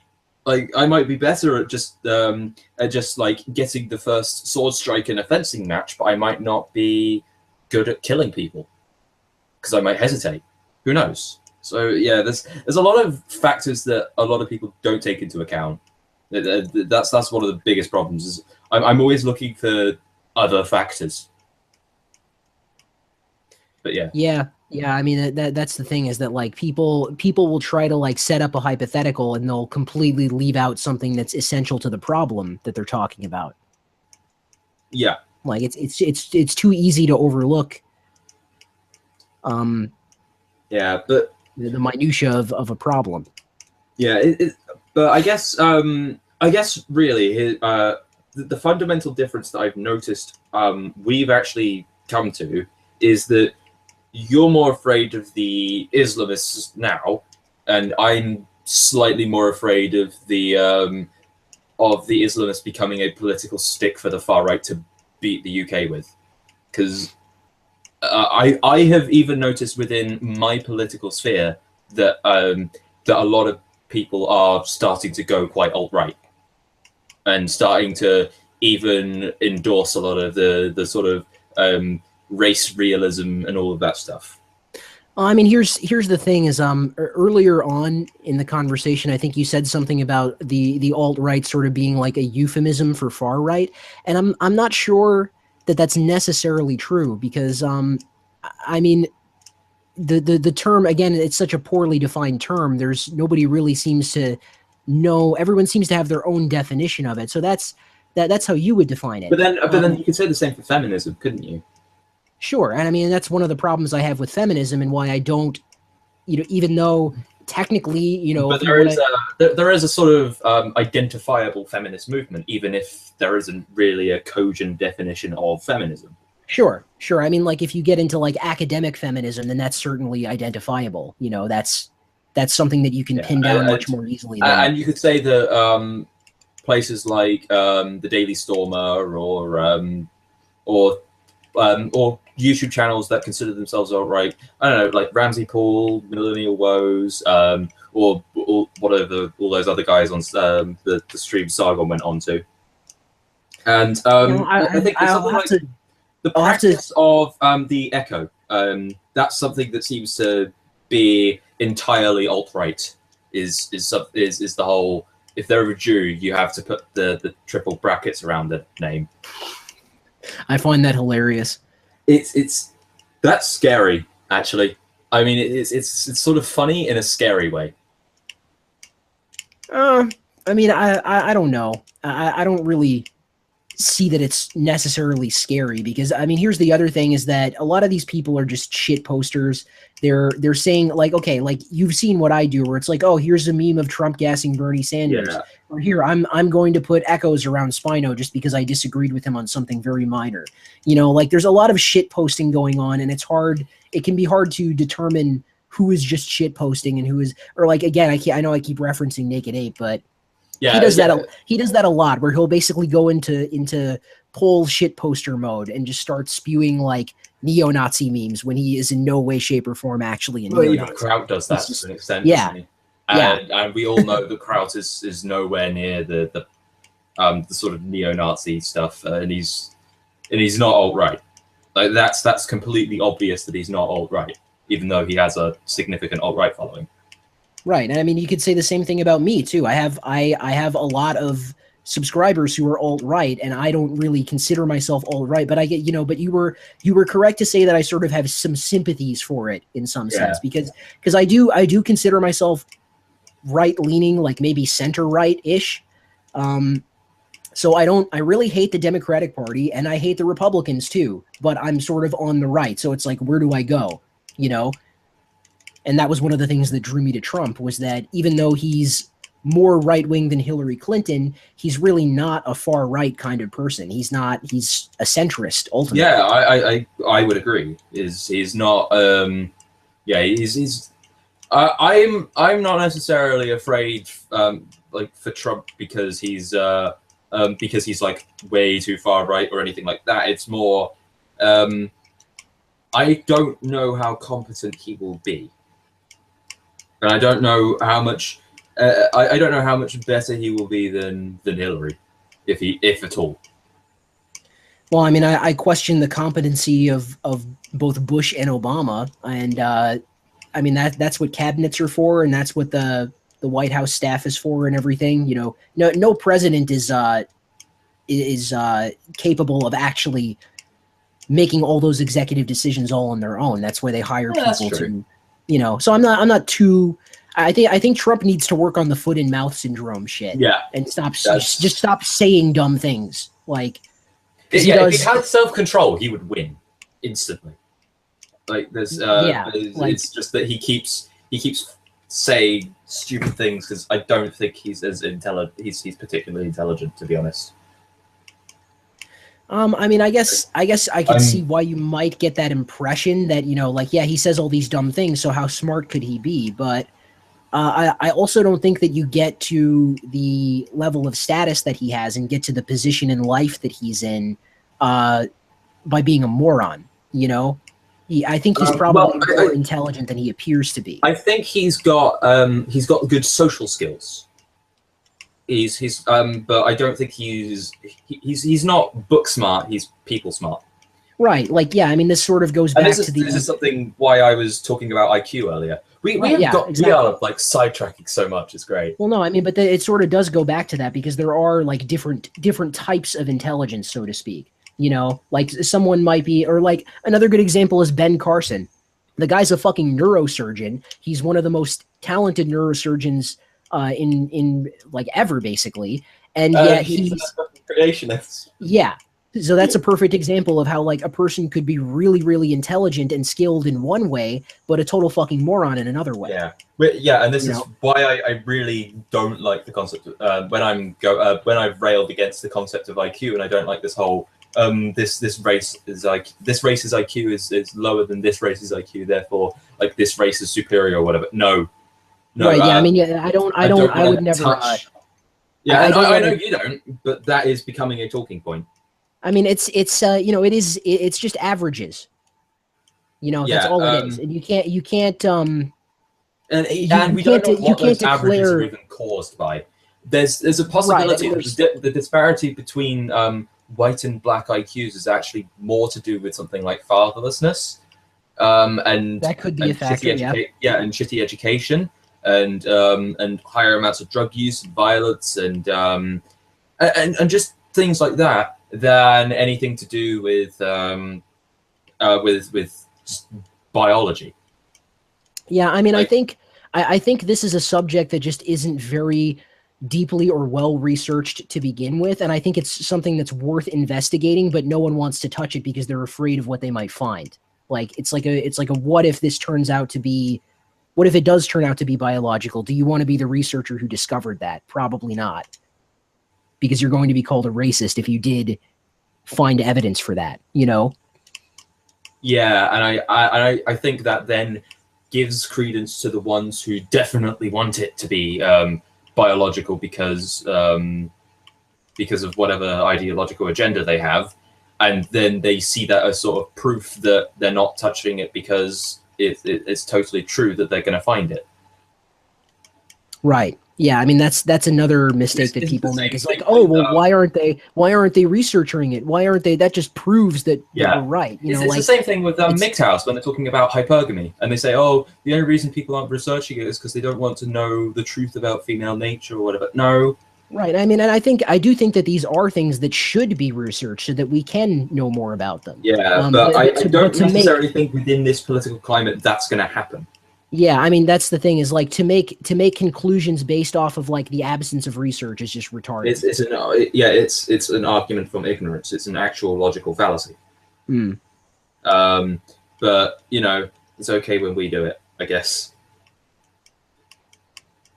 Basically, and, yeah. And it really pisses me off when and then if someone says, oh, so you don't think this evidence is sufficient, and I get, you haven't presented counter evidence.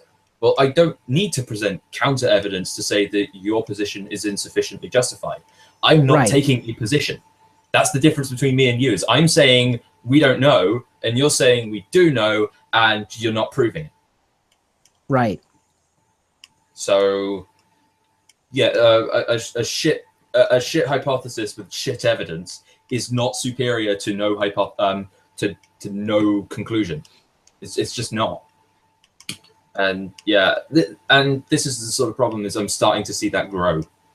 I'm starting to see this sort of like people are sort of they're staring into the abyss and the abyss is staring back. And one of my biggest fears is becoming the monster we fight.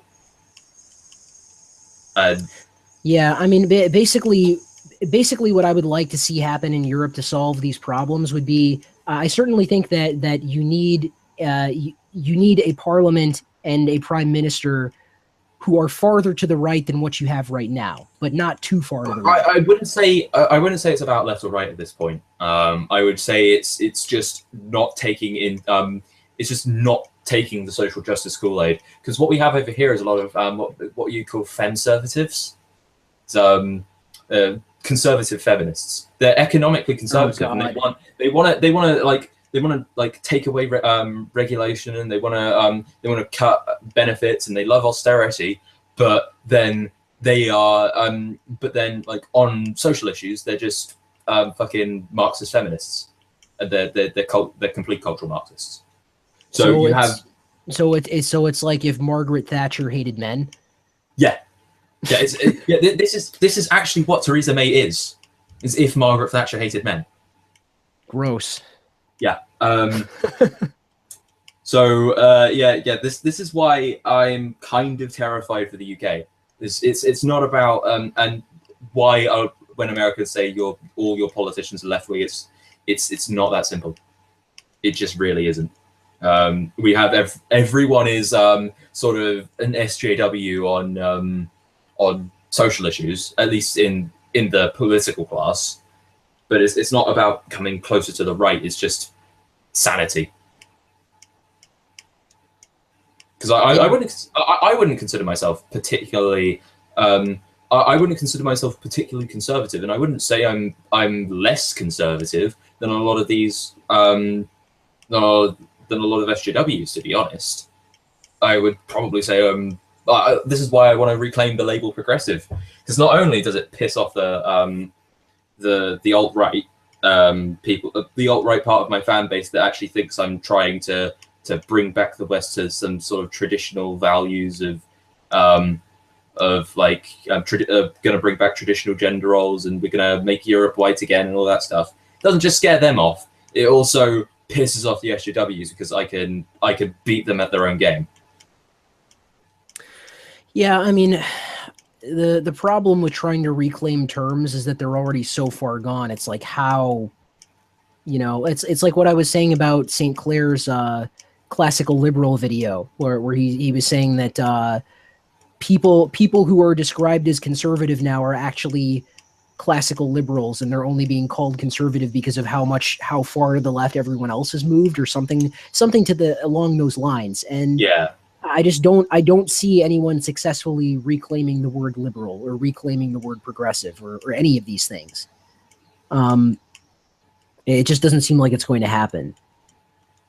So I guess I reckon I could do it if I were given a fair try. If I could get on like TV and debate an SJW Muslim or whatever, I'd probably manage to prove to them they're not a progressive and I am, especially if they're in the Labour Party, because the Labour Party has started gender segregating its meetings, apparently. Jesus, really? Yeah, to not offend Muslims. That is fucked. Yeah. This is what I'm talking about, man. This is fucking. That's actually terrifying. Yeah, it's terrifying, and this is why I don't think we're gonna win by. I don't think the conservatives are gonna beat these people, because it's the conservatives that these people beat. Yeah, I mean, I guess that is sort of an unfortunate reality. I mean, there's a similar situation in the United States where like the Republican Party has essentially become unelectable. Yeah, because and that what really concerns me about that is that we really only have, as far as any like substantial political parties, we only have the Democrats and Republicans. So if the Republican Party falls apart and the Democratic Party doesn't, we now effectively have a one-party SJW system. Like, good luck, guys. Yeah, yeah. I mean, and it's like, yeah, my Constitution and everything, but you know, they hate the Constitution and Yeah, 'cause it want was to created change it. by men, and they do want to change it. They want to get rid of the First Amendment. Right. The Constitution exists literally to protect us from them, and They're I going to mean, be in power. Don't Republicans tend to always win Congress anyway? not always. Oh. It really depends on the political climate at the time. Right now, they have the Congress, so if Hillary became president, we would have at least a couple of years of her being impotent, because the Republicans would probably just block every shitty thing she tries to do. But and probably every good thing as well. What little there would be. Yeah, what few good things. But you know what? That would be a sacrifice that I'm willing to take, considering that most of what she'll do will be fucking horrible.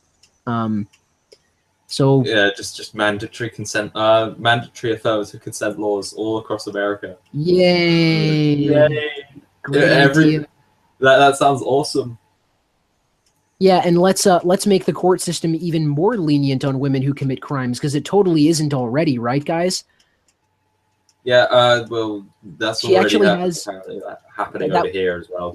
Yeah, I remember seeing that a few years ago, but this was one of my first videos that I did, actually, was an article from Hillary Clinton's campaign website about how women are being treated unfairly by the American court system. Yeah, but how about this? What if it turns out that our fighting against this is actually only slowing the inevitable backlash? That it actually has to get so bad that people start fighting back.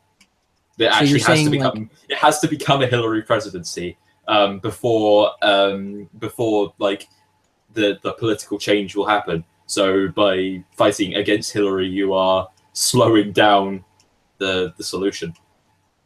Yeah, I could see that where with I could see that in American context with our political dichotomy, because we're very polarized over here and we're getting more polarized. Especially this election is like, holy shit. Like, this is Yes.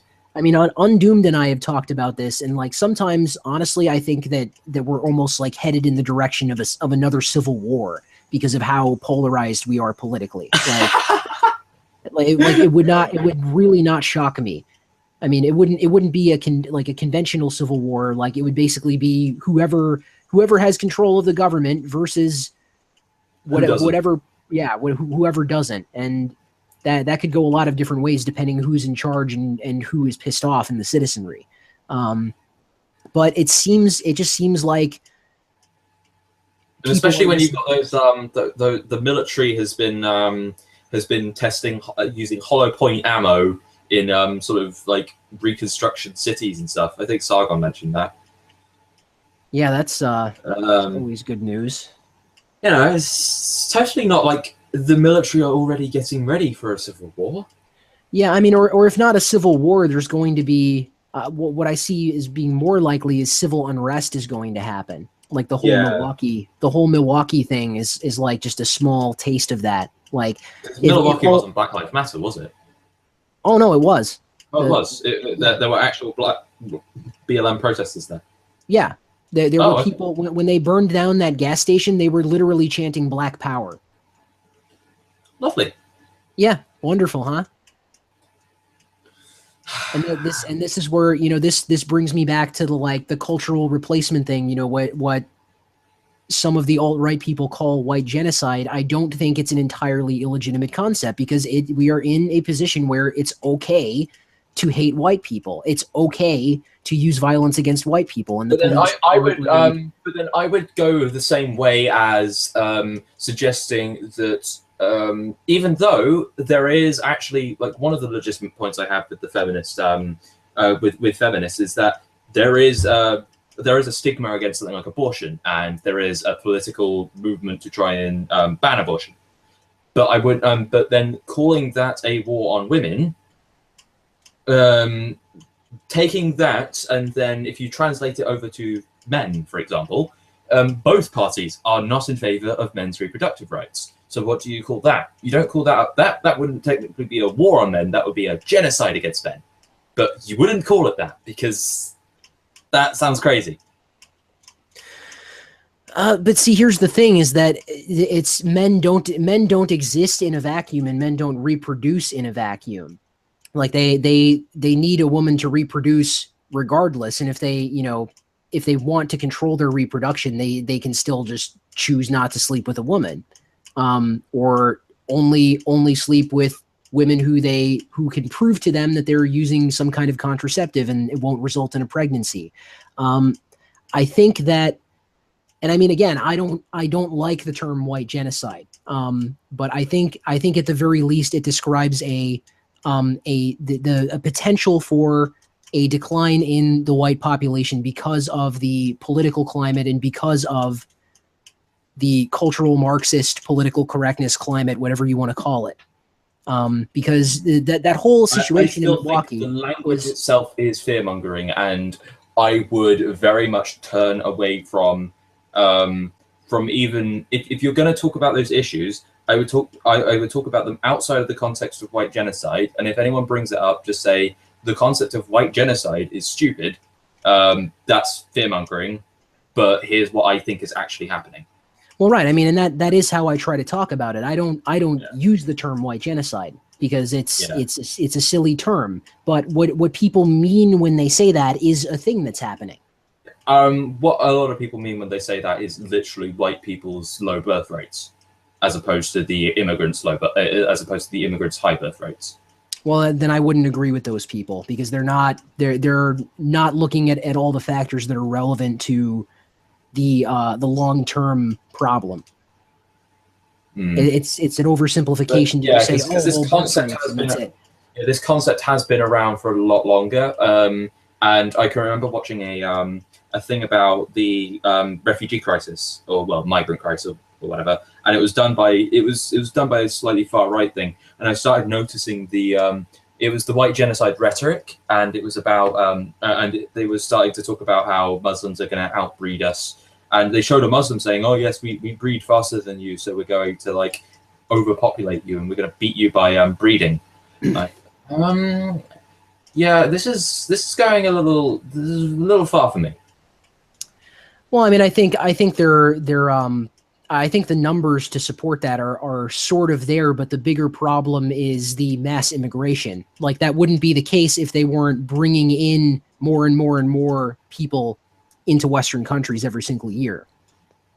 Yeah, and I think there's a lot of different reasons other than these people will have these thoughts. I think the fact that they're actually going to commit crimes and they are potential criminals, I think that's a better way to go about it, because then it's not framed as an abridgment of their freedom of speech. It's more framed as these people are actually violating other people's human rights, and we're not violating theirs by imprisoning them.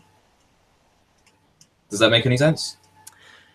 Right. Yeah. I mean, like in the context of the Black Lives Matter thing, that is my concern, is that whenever one of these events breaks out, essentially, you know, when you have hundreds of people running around all committing crimes at the same time, the police don't have the manpower, they don't have the resources, they don't have the space to actually arrest all of these people. Yeah, it was the same with the student riots here. So their options are basically start using lethal or near lethal force against people, or just kind of let it happen and arrest whoever you can.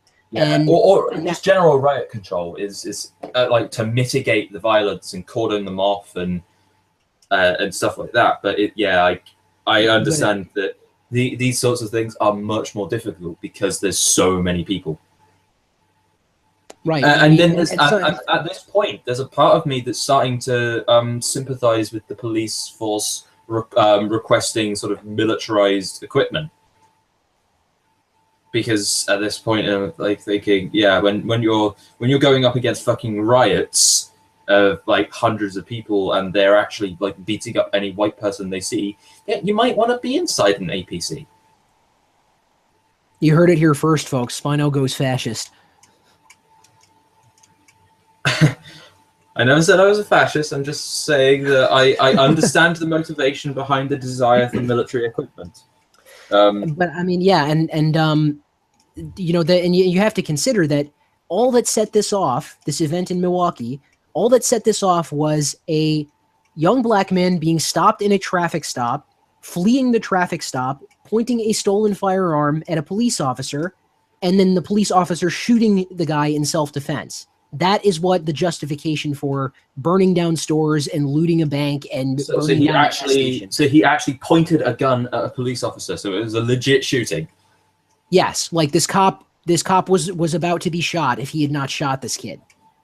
Like, and this is reason to riot. And in fact, I have some video clips that I'm using for. There is a part of me. There's actually a part of me that's starting to think that Black Lives Matter, like there are Black Lives Matter protesters who are intentionally choosing the false shootings, like the ones that were that are clearly not to do with racism, specifically to drum up fucking tensions. Well, I mean, here's the thing: is that I mean, maybe the average supporter doesn't know this, or like, you know, like some basic bitch white girl on Twitter who just, you know, has no idea about these things. But Black Lives Matter was founded by actual black nationalists, like open black nationalists who worship cop killers, like worship Black Panthers who were convicted of killing cops in the 60s and 70s. I'm terrified that at some point like this. And actually, this is another thing: is if we start cracking down on Muslims too much, what happens when there's a Muslim Lives Matter in the UK? Because we've already got Black Lives Matter UK you're here. done. You're done. I mean, Islamophobia. The word Islamophobia is essentially the same. It's Muslim Lives Matter. Oh, it's that's essentially true, how but we don't have riots yet. Yeah, well, yet. That's what I mean. That's what I mean. Yet. What if, and I'm just suggesting that we have to be cautious about this pushback, because if we go a little too far, it could end up making things much worse. Yeah, but I also think that concessions to these movements should not be made. You know, there should be like a firm, like, no, you can't have that kind of thing. Like, yeah, stop what you're doing. Like, there's certain kinds of concessions that can be made and certain kinds that can't. We can look at your manifesto, your Black Lives Matter manifesto, and we will even talk with Black Lives Matter people, and we can work out these differences. Like there's that Black Lives Matter thing where they had a barbecue and the police and Black Lives Matter protesters all talked together. But that could be argued to be a concession, but it's a good one. I mean, maybe it depends what the police did for them. You know, if it was just kind of like an establishing a rapport kind of thing. But you're familiar with who DeRay McKesson is, right? I think I've heard that name. He is he's one of the sort of like I don't want to say celebrity, but it's almost like a celebrity activist type of thing where it's like, these people who are only known for being Black Lives Matter people. Pretty much, like Sean King and right. Tariq Nasheed or something. I've seen him running around everywhere. I keep seeing him like quoted in people like mocking him. But yeah, stuff like that. Yeah. DeRay McKesson helped found a website called joincampaignzero.org, and Campaign Zero is basically one of Black Lives Matter's propaganda websites. And some of their demands on there include decriminalizing trespassing, decriminalizing drinking alcohol in public, just things that should clearly be crimes, you know, that are crimes for a reason, and they want to decriminalize. Fuck? Yeah, trespassing. They want to decriminalize trespassing, and they want, or not decriminalize, but some I think it here. Let me actually, I can pull it up really quick, and I can actually. This is interesting. I think the other thing that needs to be noted is that this isn't necessarily something that can be discussed in a. All of this sounds like this sounds like it's completely nothing to do with Islam in Europe, but this might actually end up being a prototype thing, because it was something me, Bain, and a couple of others were talking about, is how feminism has Canada as sort of a testing market. So you see things show up in Canada, then they show up in the UK, and then they show up in America. When it comes to race relations, though, it seems to be the other way around. America starts, then it starts to show up in Canada, that just because of the proximity, and then it shows up in the UK. So we might actually see the whole like Muslim Lives Matter over here, because we don't have really a like the Black Lives Matter stuff is just not taken seriously at all. We've had 2 police shootings and both of them were white in the last year. Yeah, So, I mean, and the thing that I find really bizarre about the Black Lives Matter London thing, or just Black Lives Matter being anywhere in Europe at all for that matter, the thing that I find bizarre is that there's actually been violence perpetrated by Black Lives Matter in Europe already. Like there was that village in France where they torched a bunch of buildings for basically no reason. Fuck. Yeah, and then there was that protest in the UK where they stabbed a police officer. It's like, what? Where are you even getting this from? Like, there's a lot part of me that just thinks there's a bunch of thugs who are using it as an excuse. Yeah, I mean that could be, but here I've got this website here, and I'm just going to screen share it. Here are some of the policy solutions that they have. They say they want to end broken windows policing. So there's maybe like one thing on this whole page that's like somewhat legitimate, but well, they said something like broken windows policing is actually something I can't remember. Noel Plum was talking about that, and it wasn't. It's not as bad as it sounds. It's essentially what it means is that you have a higher police presence in places with a higher rate of crime. It makes logical sense to do this, but I thought it was a crackdown on sort of mild crime or something like that. I mean, that's sort of the way that movements like Black Lives Matter try to characterize it. Like here, that they say the following activities do not threaten public safety and are often used to police black bodies. Decriminalize these activities or deprioritize their enforcement. Consumption of alcohol on streets, marijuana possession, which is the one thing that I would say makes some sense, disorderly conduct, trespassing, loitering, disturbing the peace, including loud music, spitting, jaywalking. I have to admit, spitting on the ground isn't really it's not something that police should be like fucking arresting you for. See, I'm not sure exactly what they mean by this though. If that's also true. That might actually be like a euphemism for some drug thing. It could be that, or if it's like spitting on a person, then that's usually but then that's considered battery, isn't it? Yeah, that's in the U.S. I think that would be assault in most jurisdictions. Yeah. And then they have over here they have end profiling and stop and frisk. Establish enforceable protections against profiling to prevent police from intervening in civilian lives for no reason other than the suspicion, and they put suspicion in scare quotes as if that's not a legitimate concept, of their blackness or other aspects of their identity. This should include immigration status, age, housing status, sexual orientation, gender identity, disability, HIV status, race, religion, and national origin as protected groups. I'm not sure how a police officer would be able to tell half of these things just by looking at you. Yeah, I mean, there's a big difference between I guess there's multiple kinds of police profiling, and there's one kind where they hear a certain crime is done disproportionately by a certain group of people, so they look for that specific group of they look for that demographic, and they will disproportionately check them.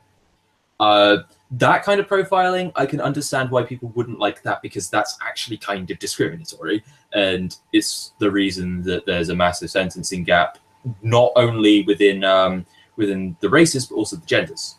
There are men. Yeah, I mean, and the thing that really bothers me about the whole sentencing gap thing is that research has been done on that in the U.S. and in federal sentencing statistics, the gap between women and men is like 6 times wider than the gap between whites and blacks in sentencing disparity. But we only hear about one of those gaps. Only one of them. If you look at fatal police shootings as well, what you end up finding is that unarmed men, there are more unarmed men killed by police than women killed by police. And like women in total? Yes, in total. Well, I mean, see, here's the thing is that this is something that I've sort of become annoyed with because of Black Lives Matter, but just because someone is unarmed doesn't mean that they pose no threat. That's also true. I mean, it's possible that they didn't pose a threat. I It mean, depends what when, we're doing, you know. Yeah, I mean, when it was the I think it was the Washington Post that did it. They did specifically say, so someone driving a car was not considered unarmed because a car is a lethal weapon, right? They didn't consider toy guns a lethal weapon either. Well, they didn't consider that unarmed. They considered that a what it looked like being unarmed, so it wasn't unfair on the police and stuff like that. Right? Yeah, like you can't, if a person appears to be armed and the police have no way of knowing if the weapon is real or not, and they have to make a snap decision, then you can't really blame them for that. Yeah, if you run up to an officer with a massive greatsword, then and he shoots you, it doesn't matter how sharp that sword actually is. It doesn't matter if it's made of stainless steel and it's a fake reconstruction. One of these guns in this picture is fake, and the other one is real. Can you tell which one? Yes, it's the top one. Okay, you can tell in the picture, but if someone were holding it, say 20 feet away from you, would you be able to tell? How about then? No, I wouldn't. And the only reason I can tell is because I'm looking at the one part that would be covered by the hand. Right. Like, yeah, I mean, you can tell that this is like obviously plastic and everything, but but if you're not, it's got screws on it. But if you just see it in someone's hand and you can't actually take a close inspection of that's it, why guns that's why they have toy guns, especially in the UK. I know is they have that orange bit on the end. It's to prove it's a toy. Right, like that's the point of that orange bit, and that kid, that picture was from that one kid who it was a couple years ago now, but basically the police rolled up and just shot him almost immediately because he had it, he had it in his waistband and he was reaching for it, and the reason they had been called was because he was standing on the sidewalk pointing it at people.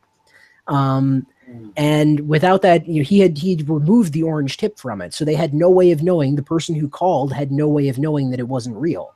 So it's just simple things like that, or like you can't blame the police for that. It's not their fault. And this is why there is a sort of non-partisan support for police body cams. Mm-hmm. Is because it sounds like it will solve all of these problems. Well, most of them at least, like the legit ones, and then you'll just have and then you can dismiss the ones who are lying for the liars that they actually are. When you can actually sort of show that these body cams have that they're like that this was a snap decision, and from his perspective, it looked like X was happening when Y was actually happening, but he didn't know that. Then you can say, fair enough, he doesn't need to be punished for this. And yeah, but I genuinely wouldn't be surprised if the police cracked down on Rotherham and we got something similar to this. Because I'll bet you a lot of these jihadis are armed. They have illegal firearms. They're probably homemade, and some of them are going to be fully automatic.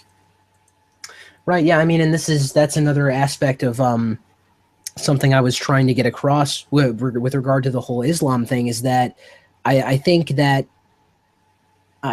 mass surveillance is a problem, and so we should be using targeted surveillance on people who are likely to be in possession of those kinds of things, who are likely to have connections to Islamic State, who are recruiting for Islamic. Like, we should be. Maybe it sounds bad, maybe it's a little discriminatory, but I think we should be spying on Muslim communities and spying on mosques. Because I think and this is the thing about the whole the Saudi funded mosques as well is that's kind of probably one of the biggest things in the way is you can turn most Muslims don't get radicalized, and there's got to be a reason for that. Most of them are general normies. They might pray 5 times a day, they might not. They might drink, they might not. But they don't cause trouble. but there's a larger portion that is because they're being preached to by specifically radical preachers, and something needs to be done about that. Yeah, I just found this article from Majid Nawaz, none other. Apparently, Anjem Choudhury was abetting terror plots in the UK for 20 years, like before ISIS was even a thing. Like this is the kind of thing that surprised me. I think this is the kind of thing that I think people need to be closely examined for. Like we need it's to all be, like Andrew Chowdhury. I'm like, yeah, go on, fucking spy on him as much as you like. Yeah, I mean, and that's another. This takes me back to the treason thing again. But it's like, surely if someone is recruiting for ISIS, who literally consider themselves a government and want to establish, they literally call themselves Islamic State. I don't think being an ISIS member counts within your freedom of speech. I could understand why saying, yeah, ISIS is cool. Like being a closeted ISIS supporter should not be something illegal, but you might get. But if somebody can prove it, if somebody can prove it that you're aiding and abetting ISIS or recruiting for ISIS, that would obviously fall under treason law, because that would not even. I don't even think that needs to be like treason law. That's like domestic terrorism at that point. Or international terrorism. I mean, you don't necessarily have to take it all the way to treason, but like I guess it's sort of like you just like saying the word treason, don't you? It's just such a good word. It's so satisfying. Like, just fucking, like, if you really want to like legally wreck someone and like make it clear that they're scum and don't belong in your country, you try them with fucking treason. Like.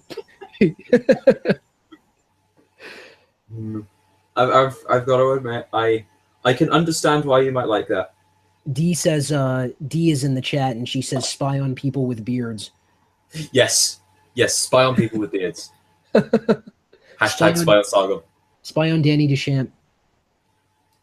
Yes, well, he was kind of slightly defending child porn, so I don't know. Okay. I wish someone had said this. Dawn from Illinois says, Edgy, mute when you aren't talking. We can hear the cicadas in the background. I don't care. No, because the thing is, a very slight amount of background noise is actually pretty good, because it you know that they're still there. If they're like on Discord when we're chatting and then no one's talking and it's completely silent, and it's like, okay, have I just disconnected? So shut up, you fucking peasants. He can stay unmuted. Can Spino even grow a beard? I can. I actually have to shave quite often, like every several days. You must do it religiously, because I don't think I've ever seen any kind of facial hair on you. I do it before every video. I make sure that I have no facial hair, and it doesn't seem to pick up either. It must be the lighting. But yeah, the day I started shaving was the day that I couldn't get away with not shaving anymore. Because I'm lazy. Who you calling peasant, yo? Fight me IRL. D, I won't fight you. I couldn't. That's not fair. So yeah, it's yes, never beard. Yes, my girlfriend doesn't want me to have a beard. I guess my I'm too gynocentric to not have a beard now, or whatever. I don't know. I think the chat has died down. What do you reckon? Yeah, there's still a lot of people watching. I mean, maybe we could just take some questions. Yeah. Is there any questions?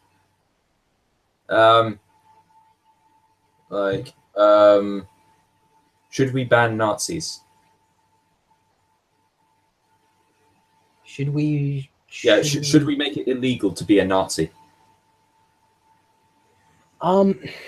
I mean, I think this was addressed earlier on, or it was at least mentioned earlier on. I don't think that neo-Nazis pose the same existential threat to Western society that Islam does. I don't think you will find neo-Nazis doing things to the extent that Muslims are doing them in the way Muslims are doing them. You could argue Muslims are neo-Nazis in certain ways. They're just as anti-Semitic, and a lot of them praise Hitler. Yeah, but I mean that's a problem in Germany that Kraut has talked about, is that if a German like himself were to try and hold a neo-Nazi rally, that would be illegal. But there are Muslims in Germany who literally hold the exact same kind of rallies, and nothing is done about it because they're Muslim. He was actually looking into Muslim anti-Semitic violence, and that got him accused of being a Nazi. How does someone get their head around that? Like 70 years of being brainwashed to hate yourself? What is? Yeah, I guess maybe.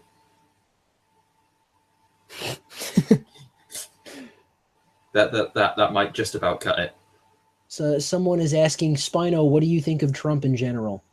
I think he's not as politically aware as anyone else in the presidential race. He's basically sort of like a normie businessman, and he's running for president because, you know, for the keks. And there is a part of me that, because I'm not in America and I don't care about, there's a part of me that just like, yeah, shall we just go with Trump just to see what it's like? Because, you know, it might be fun and I don't have to suffer for it. But it's like, there's the part of me that actually still cares about you fucks. Is like I secretly want Gary Johnson to win. I really don't think Trump would be a bad president. Maybe he wouldn't be the best ideal president, but, you know. Do you think George Bush was a good president? I don't think he was as terrible as everyone says he is. I think he did start a war. Yeah, I do think unnecessary war. Well, I mean, let me just clarify that even when I was like 14, 15 years old, let's see, how old was I when the fucking...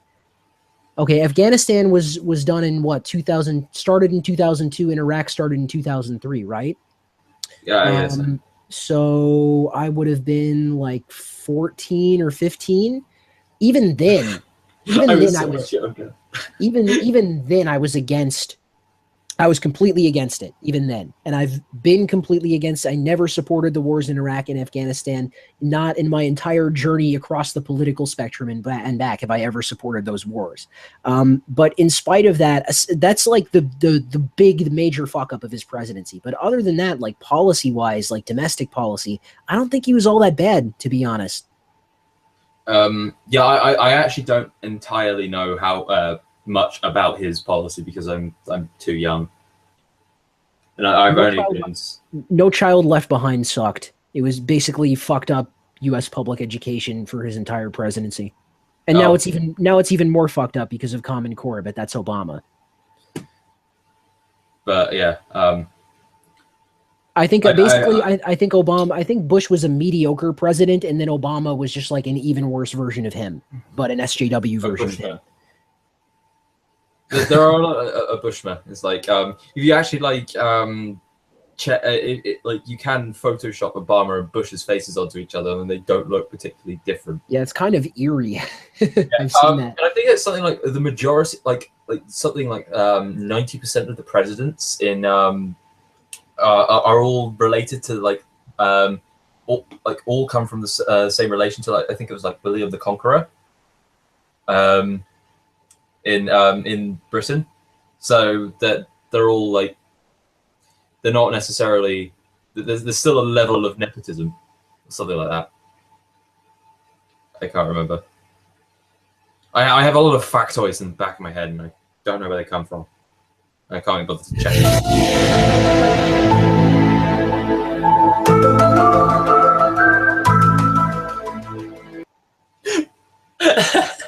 Yeah, Did we actually go? Yeah. Did we actually check the chat? Lizard people. Thank us, bush memes. Okay. Yeah.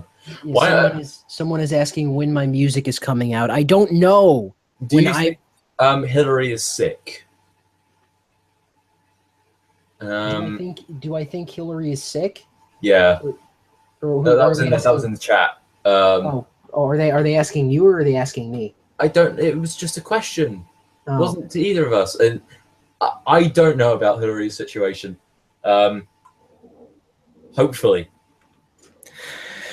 I mean, I don't know how much like solid proof there is for it, but I have I have heard things like doctors and medical experts. Like I think there was something about a new neurologist saying that based on the weird behavior that she's been observed doing, that she should release her medical records and she should like explain what the deal is with that. But I don't know if there's any solid proof. Like I haven't looked into it that much, to be honest.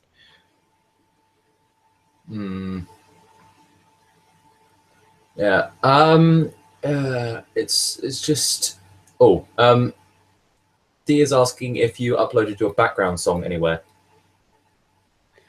I am going to sooner or later. Because I wanna make like I have like a bunch of like shitty songs that I want to improve on and like polish up, make them sound nice, and I'll probably do like an EP release or something and be like, hey, you got $2? Here, have this. Like, because I keep getting comments about people like liking the music I use, but I don't want to just release the one. People are asking what we think about the third-party candidates. Jill Stein is basically Bernie Sanders with a vagina, and Gary Johnson is a fake libertarian. He wants better than Hillary or Trump. Better than Hillary. I'm not sure about better than Trump, because Gary Johnson is okay with. He doesn't say it specifically, but he essentially wants to give amnesty to illegal immigrants, which I'm not okay with at all. To be honest, Mexico actually has a bigger immigration problem than the US. And then it leaks into the US. Like a lot of people come to Mexico illegally so they can then come to the US illegally. Like when Mexico deports people, it's fine because they're just trying to fix their immigration problem. But if we deport people, that's racist. So basically, because I know in the UK what we got rid of was birthright citizenship. Yeah, Trump wants to do that. He wants to get rid of birthright citizenship.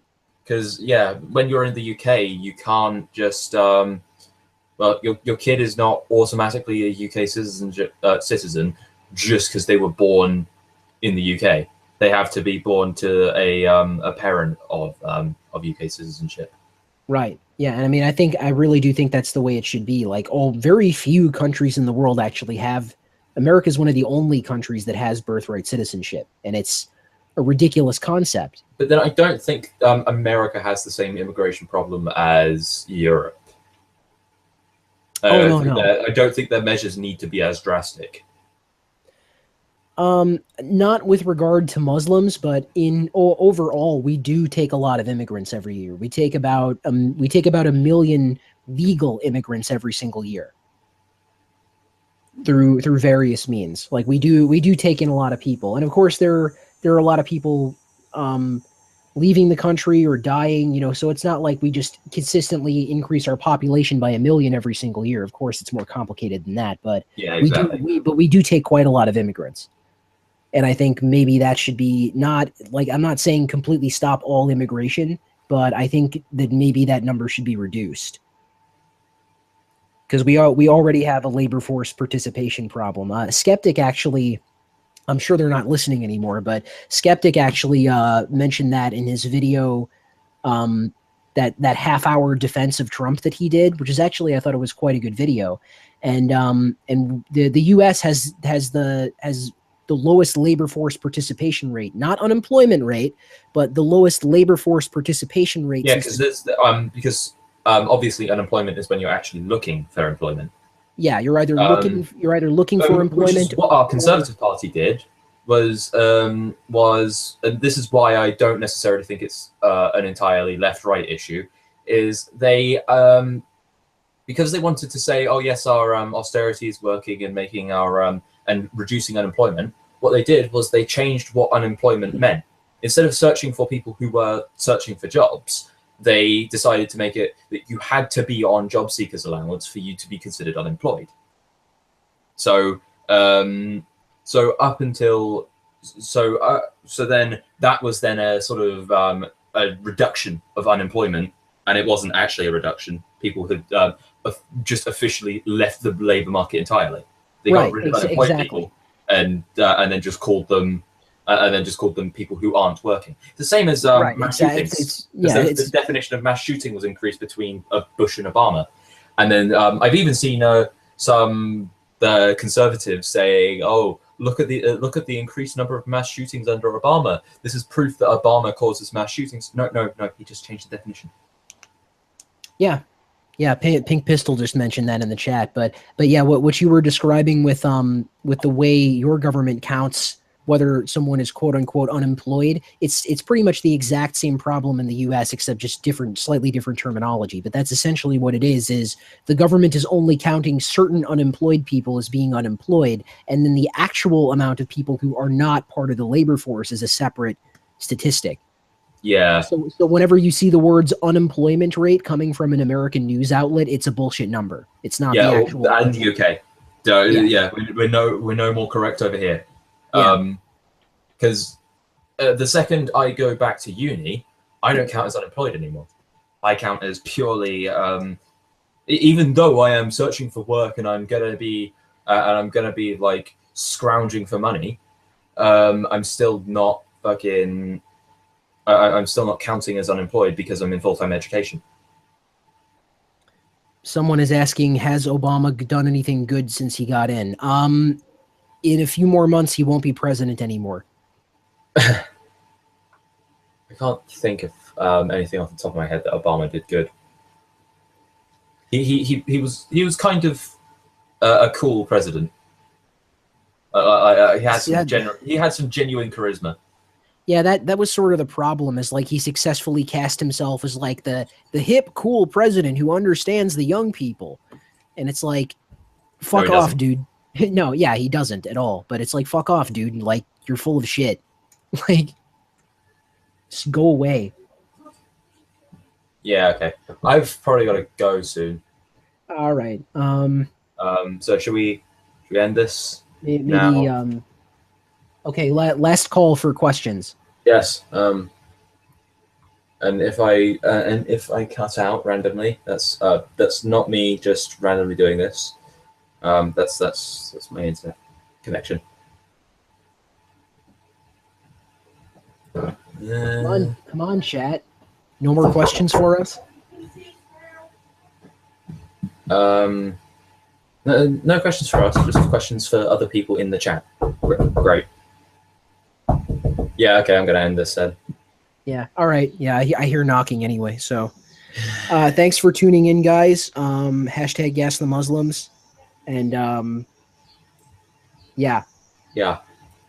Okay, see ya.